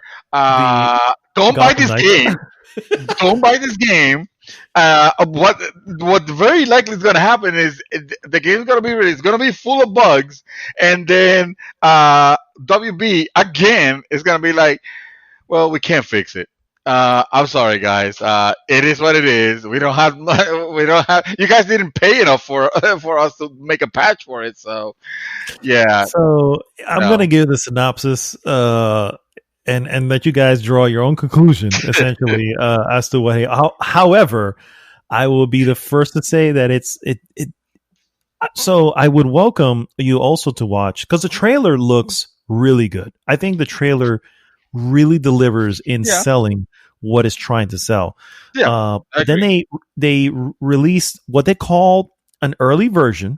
So they set it up front. So I'm like, okay, it's an early version. Noted. That said, it didn't have a great showing. And frankly, if we're going to call out Halo Infinite, we're going to call them out as well and just say, yeah, this didn't have a good showing. So I welcome you to watch it. It's about a 7-minute long gameplay walkthrough, just so you can see. And again, they're very upfront. This is an early version. The game doesn't come out till 2021. So anyway, so Gotham Knights will be starring Batgirl, Robin, Red Hood, and Nightwing. Bruce Wayne apparently is dead, but let's be real, we know he's not. So Gotham Knights will feature some familiar beat 'em up that you're used to. It will have 2-player co-op or solo play if you preferred. Familiar villains such as Mr. Freeze. But the real big bad, and I think this is where I am very concerned, the real big bad that's pulling the string Gotham Knights apparently is the Court of Owls. The Court of Owls is a storyline that is probably one of the best of most recent history, and it is such a Batman storyline. So that alone already spoils the fact that Batman's not dead, because you almost know that, okay, clearly just knowing that the Court of Owls is involved, he faked his death so he can do something. It's just, I'm calling it here. You know what I'm saying? I'm calling it here. And you know what? If I'm right, it's not even that big of a deal, because they literally played their cards here by showing, it's just like, if you're going to say he's dead, then you should have left out the Court of Owls. Let that be the shock later on. Surprise or something. Exactly. But you said the Court of Owls involved, and suddenly I'm like, the Court of Owls is for anybody who doesn't know, is a group. It's like an internal, almost like a underground group that has existed for hundreds of years in Gotham before Batman. An Illuminati? Like an Illuminati, yeah. As a matter of fact, when Batman / Bruce Wayne finds out about him, he didn't know. He was completely oblivious, and he realizes they have allowed him to do his thing. You know what I mean? He's just like, yeah, it's such a slap in the face to him, because he's like, I know Gotham like the back of my hand. There is no such thing as a Court of Owls. And when he fucking finds a court, when they find him, it's one of the best storylines, easily one of the best storylines. So again, not to say that none of the other characters are involved, but it's such a Batman tale. And to say, oh, so you're playing this game as these 4 characters, but the Court of Owls is involved, and Bruce Wayne is not, now I'm calling bullshit because that's not going to be the case. And if it is the case, then you guys really fucked up the core of our storyline. You know what I mean? So, so not only do I Uh, not want part of it, but I am going to publicly denounce you. You know? Just like wow, fuck that. Yeah. not even a So chance. no, no, Not not even my at all. court of owls. No, I, exactly. Exactly. Not my court of owls. Uh, hilarious. so anyway, so that's Gotham Knights. It stands to be seen. Again, I invite you guys to watch the gameplay just so you can. Again, they do say it's early gameplay, but it looks a little rough. It looks a little rough, and some of the dialogue is also kind of rough. And I think Mm. again, the gameplay itself, okay, they can tighten that up and whatever. Dialogue, you can't tighten up. That's part of the game. You know what I mean? So anyway, see for yourself, make your own judgment. So, moving on to the actual Rocksteady game, we have Suicide Squad, Kill the Justice League, which, believe it or not, has a release date in 2022. So we're not even close to that one. No, What did you think, sir? it's a Rocksteady joint, so of course they're gonna take their time to deliver it. No, all right. Oh, Jesus, I hate being I hate being like this because I don't mean to be. Listen, remember that I like the Batman trailer. All right, just remember that Hold on to that note, please. Hold on to that. because yeah, because I, you know what it is, man. I don't like Harley Quinn anymore. I don't like what that character has been transformed into. I don't I don't care about her acting stupid, but somehow nailing it anyway because I don't know. Uh, so they're making they're showing this trailer and evidently as a Brainiac, right? That it has that we see attacking Metropolis, right? From the thing in the background, it looks like it is. Yeah. Yeah, I don't. Maybe they did confirm it. I have no idea, but yeah. I don't know. Um, Yeah. It looks like it's Brainiac attacking Metropolis, and instead of helping out this or whatever this group of Misfits. like can only be described as idiots, they have a what the fuck is with this shark boy over there? Like what the hell? Oh, King Shark. Yeah, he's a Oh, character. great. He's a Oh, real guy. Yeah. okay. Now you can tell it's not gonna be for me because what the This is what I hell? said when I said that DC has some interesting, like some really interesting stuff. It's like, Oh, okay, Shark, yeah, Shark Boy. They have Shark Boy. Australian, they have Australian dude. They have Oh, the Harley boomerang. Yeah. Quinn, sure, Boomerang. Have Australian dude. I already mentioned that. Harley Quinn just being completely insufferable, and then who cares with guns? Oh, I'm sorry. Deadshot. Yeah, yeah. I'm not. I'm not a. I don't like. I never care for Suicide Squad. I never watched the movie because I just don't like. I can't. I just don't care. All right. So Mhm. if this is what they're presenting, okay. So when they're presenting Suicide Squad kills the Justice League or something like that, what's the ridiculous Kill the name of the Justice League. Yeah, that's their game? order. Their order been given. Yeah. Okay. So there you go. So what does that that's what the game's about. They're not gonna kill anybody, right? They're just gonna like flip a switch and Superman's gonna be fine and everybody's gonna be fine. It's gonna be like when John Luke Picard got rescued from being a The Borg. Borg. Yeah. Yeah. It's gonna be that. It's like I saw this already. Like, come on. But I don't know. I don't know. I'm not I don't really care that much right now. Early, where all I've seen is a trailer. maybe the gameplay, because gameplay is king, uh, might change my mind. Who knows? It'll have to be. I So, almost wish that Rocksteady did got the nut because that Gotham. looked rad. Yeah, that actually looked rad. Yeah. So Rocksteady guys, if you don't know, obviously makers of the good Arkham games. Yeah. So the game Oh, is a Suicide Squad, Kill the Justice League, Kill the Justice League, starring Harley Quinn, King Shark, Captain Boomerang, and Deadshot. And they everything, are everything that has Harley Quinn cannot have a fucking normal title. It always had to have like three this is titles true. in one sentence. Their title is one sentence. Hmm. Fucking That said, for someone who watched Birds of Prey, I would definitely say I like this Harley Quinn better than the Harley Quinn from Birds of Prey. Just saying. I don't know if there's any difference. It's uh, clear by the look of the design of the character that they use a little Margot Robbie in there to kind of get her yeah, appearance going. yeah, That said, I think this is a closer version of what Harley Quinn would be.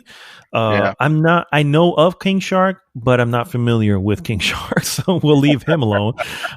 Captain Boomerang is actually in the Suicide Squad film and the upcoming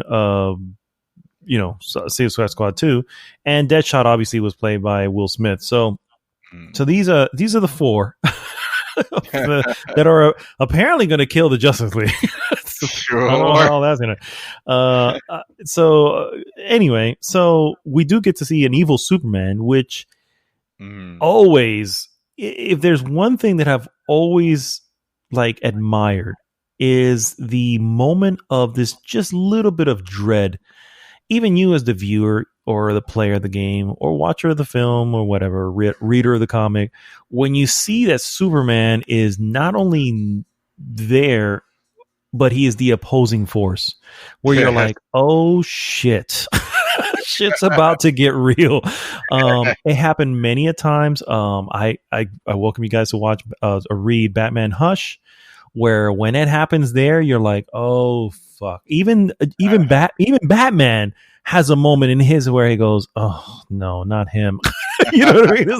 And it's just like, yes, because you already know the dread. So it kind of sold that here, and that kind of piqued my interest. There's no gameplay, so I have no idea what we're looking at, but Mm. it does look, for the most part, I think I trust Rocksteady. Particularly, I would like to think they learned their lessons from Arkham Knight. Arkham Knight wasn't a bad game. First off, it was a overall well designed game, beautiful looking game, beautiful mechanics. It's just that certain elements of it were like completely unnecessary and really overdone. So I like to think that they learned from that. I don't think they're going to make a bad game.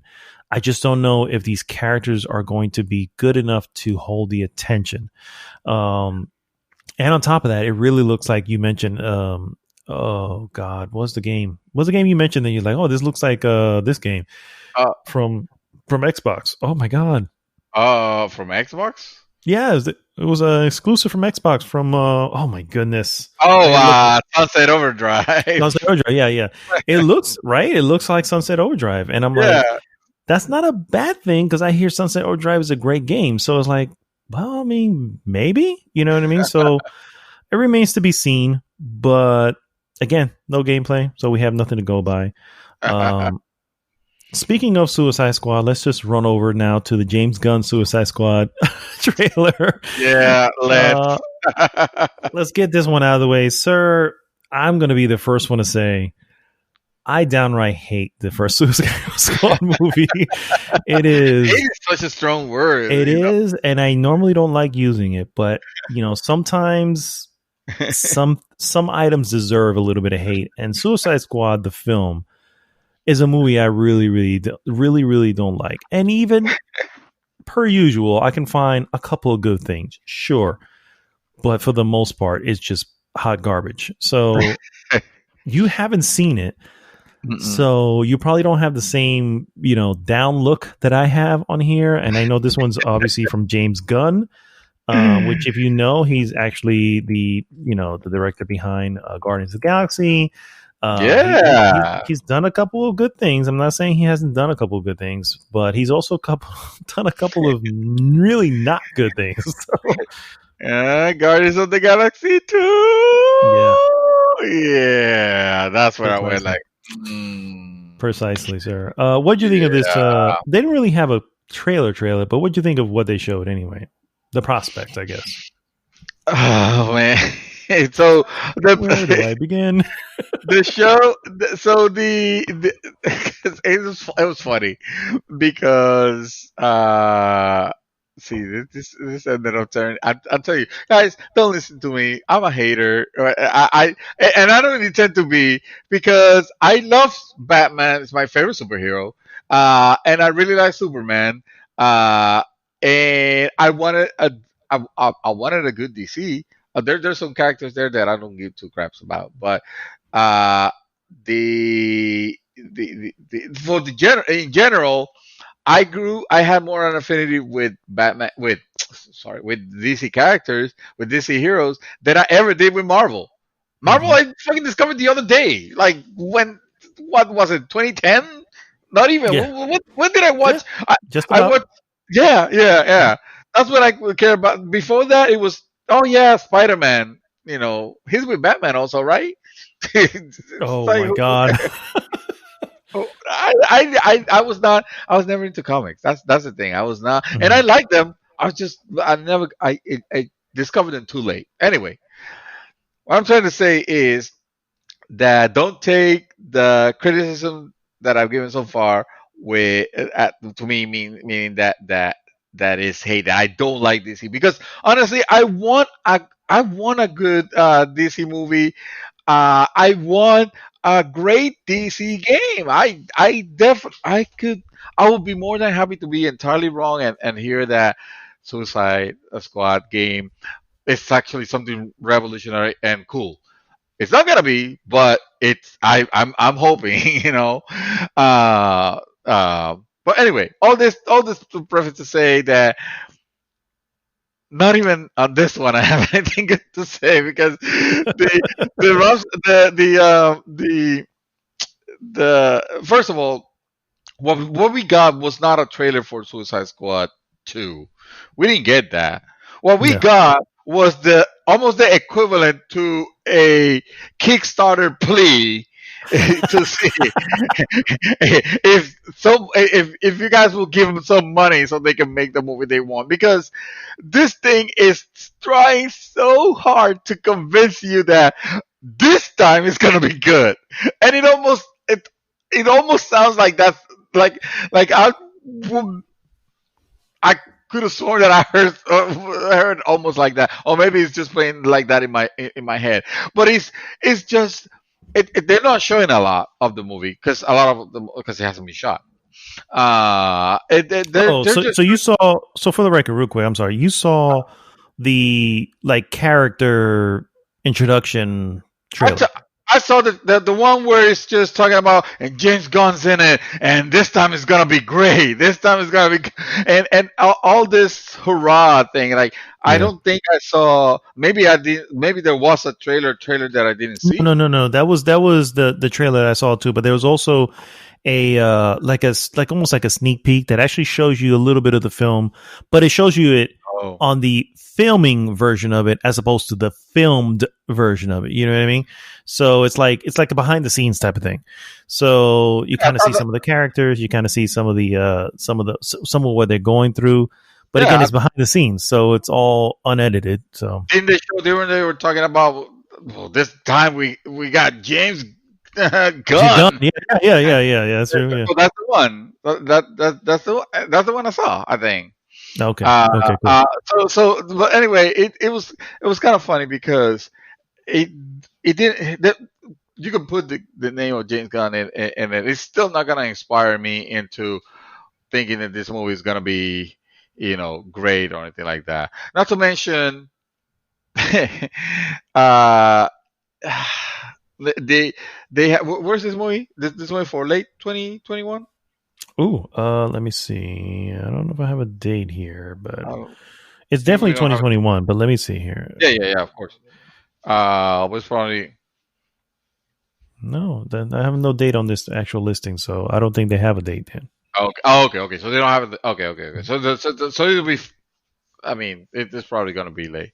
Anyway, yeah, I don't know. The Suicide Squad is not a particular thing that piqued my interest too much.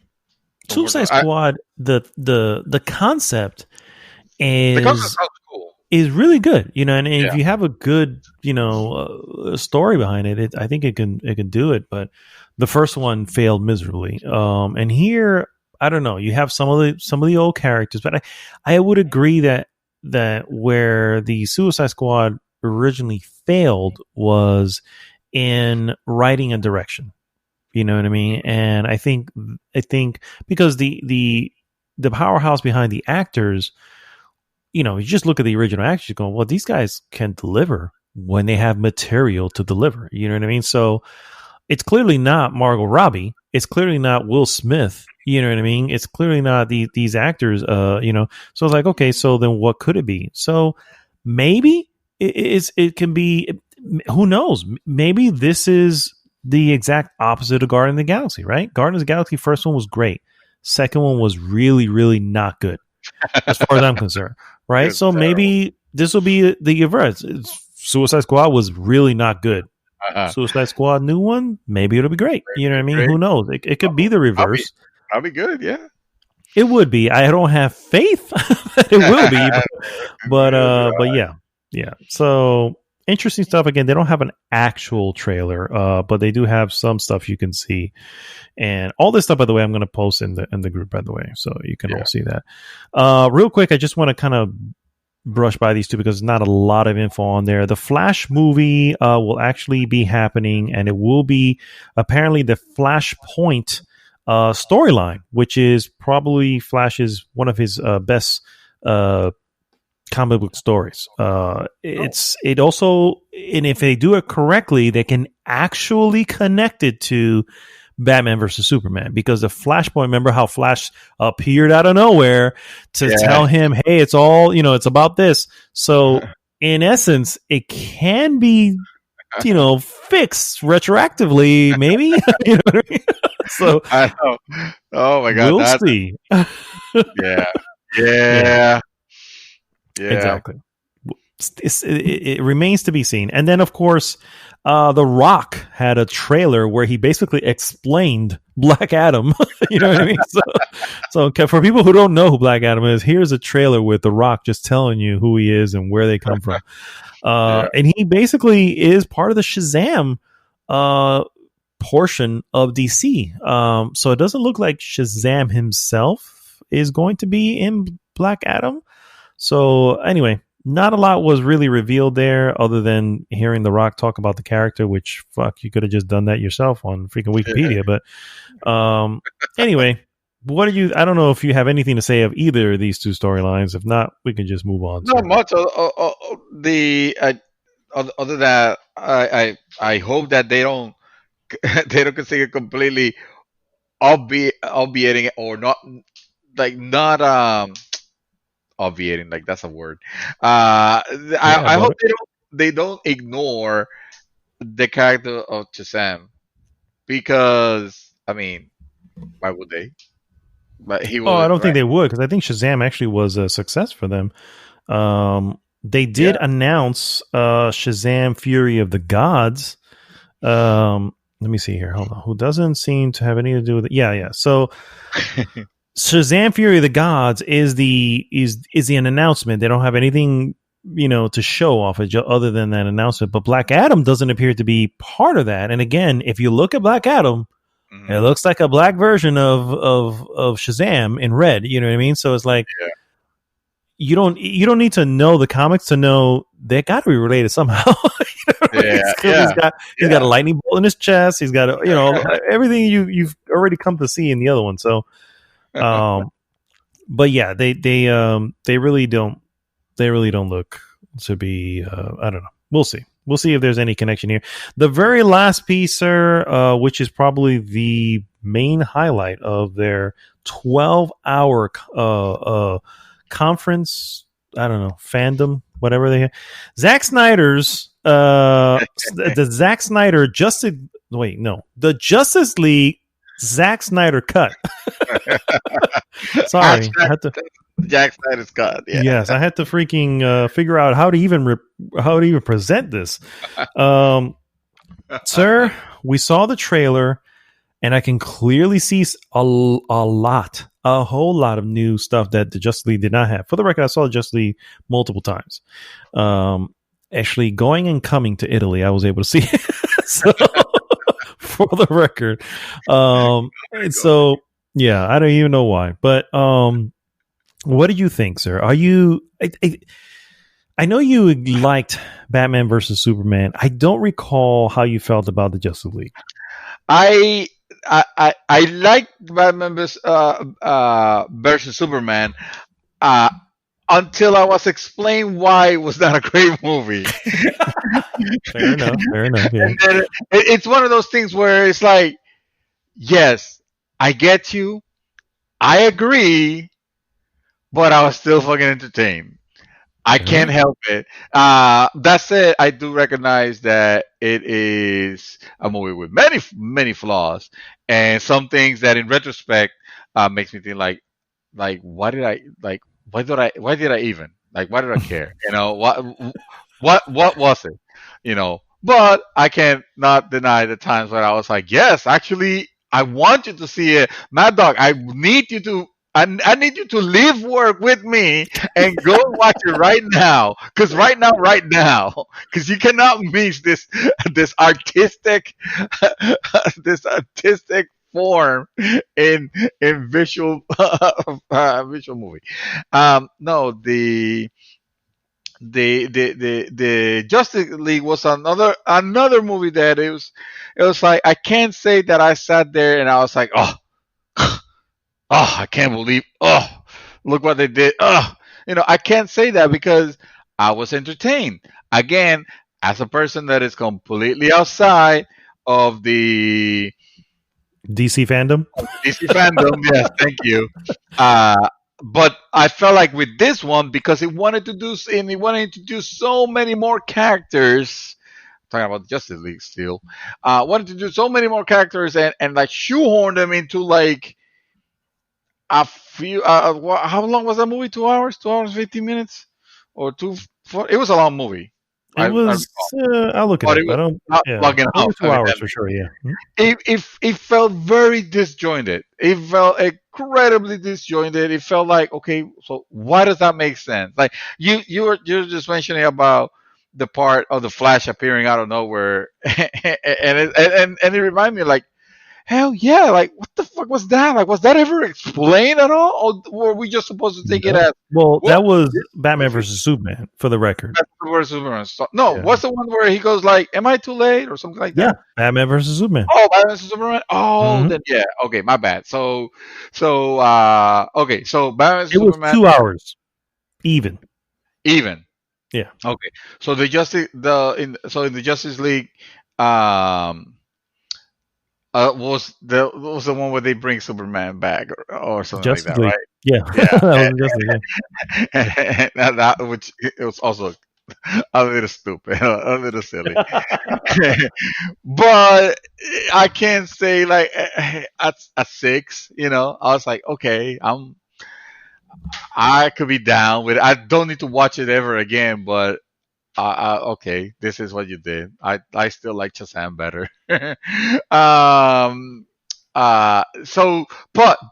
all this to say that hearing that there is this movie, now that it's gonna be on HBO, exclusive on HBO Max, as far as I know, right? This is not a theatrical. Okay, and it needs to be 4 hours to be able to fuck itself.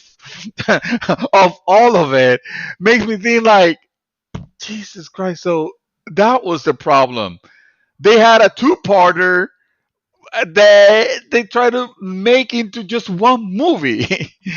And of course, that was not going to work.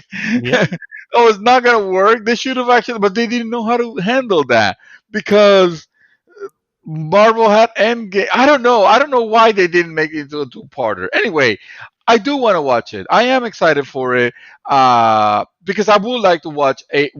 I would like to experience what a fixed version of that is. Not that I think that this cut is gonna completely fix it, but it will certainly clarify some things. Maybe maybe I'm I think, hoping. yeah, So I don't know if it can repair it from where it was, yeah, no, but I can definitely see that clearly they had a lot of shots that were unused. And hmm I think when Zack Snyder had to step away because of a family loss, and the other director that, oh my god, I can't remember his name now, but anyway, he also did some of the Avengers. Fuck is his name? Oh, Justice League director.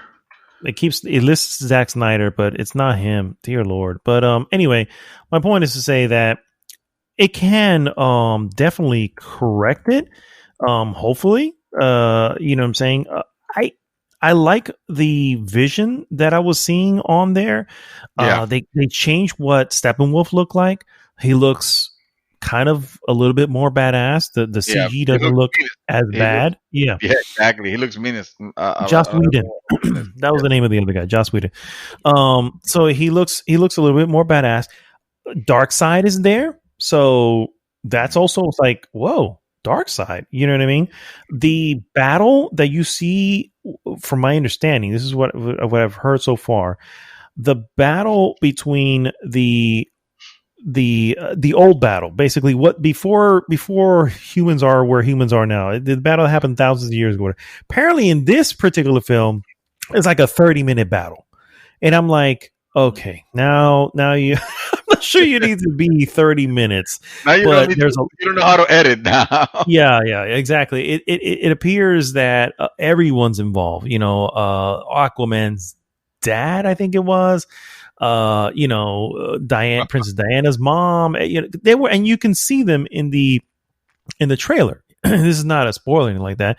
They were obviously cut out, probably, if they were cut out. I actually have a conspiracy to say that this Zack Snyder cut is not really a cut that happened before. It's an edit and correction to what happened before. It's like, let's call it the Zack Snyder cut, but let's just go ahead and fix it. You know what I mean? And we'll just call it the Zack Snyder. This is my personal theory. I have no basis. I have no internal information, obviously. I'm just saying, if you had a 2-hour film, chances are you maybe had 3 hours worth of footage. Yeah. You have now 4-hour film. So you're Oh saying that you yeah. had what, 5-6 hours worth of footage? No, I don't believe that. I'm sorry. Yeah. I do not believe that at all. No, You they had. clearly, yeah, they probably CG'd a bunch of shit. Yeah. And just, basically, I don't know, fluffed it up with shit. You know what I mean? So Yeah. while I am interested, and I will watch it like day one, you know what I mean? Yeah. Because sure, I give me a Justice League movie that's good. Sure, I'm in. Yeah. I don't think this is going to do it. I, I think it may correct stuff, maybe address certain items. I don't think mhm. you're going to walk out of this going, man, this is a 9.5. No, Yeah. I No. don't No. expect No. that No. at all. No way. Yeah. I mean, even though, uh, like I try to think about it, like what's another movie that I was like very looking forward to watching, and it ended up being like a colossal fucking disappointment. Uh, and I'm thinking of, I'm thinking of Rise of Skywalker, right? Oh, yeah. What else? Hmm. And I'm thinking, yeah, there's no There's also extra. Glass. That's the one that came to my mind, but sure. Oh, Glass. Yeah, Yeah, well, yeah, yeah. Glass. Fuck, damn, yeah. But those are movies where it's well, I don't know. I'm not gonna speak to Glass. I'm gonna speak to Star Wars Mhm. because I think that movie is not like there isn't an amount of material that you can add to that movie that can suddenly make it good Correct. because the end at the end of it, it was the story is too ridiculous, right? Hmm. Yeah. So on this one, on Justice League, going back to Justice League, it feels like there's an opportunity not to fix it, but to make it better that it could that that it was.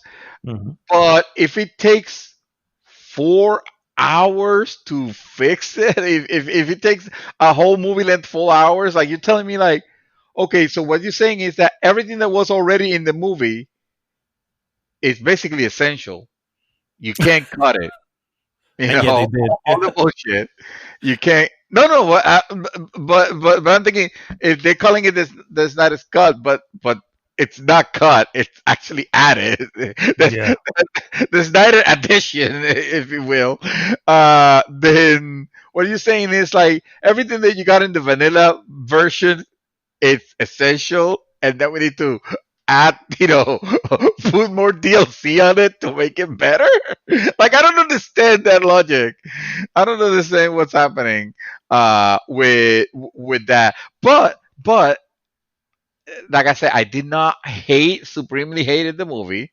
I enjoyed it, and yeah, I think kind of a, I don't want to say unprecedented. There have been movies that have been 4 hours long and whatever, but I don't recall a superhero movie that is like that level of. I mean, that's an afternoon right there.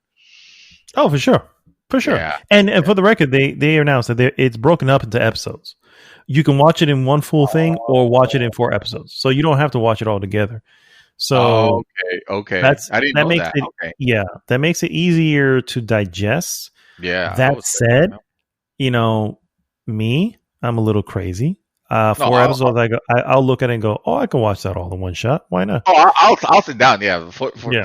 For sure. yeah, But it still doesn't justify the fact that, man, to unfuck this film, we need to add all this extra footage. correct. Yeah, You that's what know? I'm saying. I really don't think this is the Snyder cut. I believe, yes, that they're going to be included scenes that Joss Whedon probably cut out, and then he did do some reshoots, Joss Whedon, which is why we got the whole weird Batman, not Batman, Superman mustache moment, where you can clearly see something's wrong with his smile. So we got all that because of Joss Whedon redoing stuff. Now Yeah. that said, those redoings are not going to be there. So the whole, tell me if you bleed, the same shit that he told him in Batman, all these scenes and all that aren't there, right? Because they weren't part of the Snyder cut. So that's Mm. a good thing because we kind of focus on that going, ooh, this looks kind of weird. You know what I mean? Yeah. So those will be gone. But I still feel that, those are gone. You add the whatever he had in place, you still maybe have a 2.5 hour, 3 hour movie. How do you get to 4 hours if you're not stuffing it with a bunch of recuts and CG ups of Again, whatever? it's enough Yeah. material because it almost makes sense. It almost makes sense, but it shouldn't, because Yeah.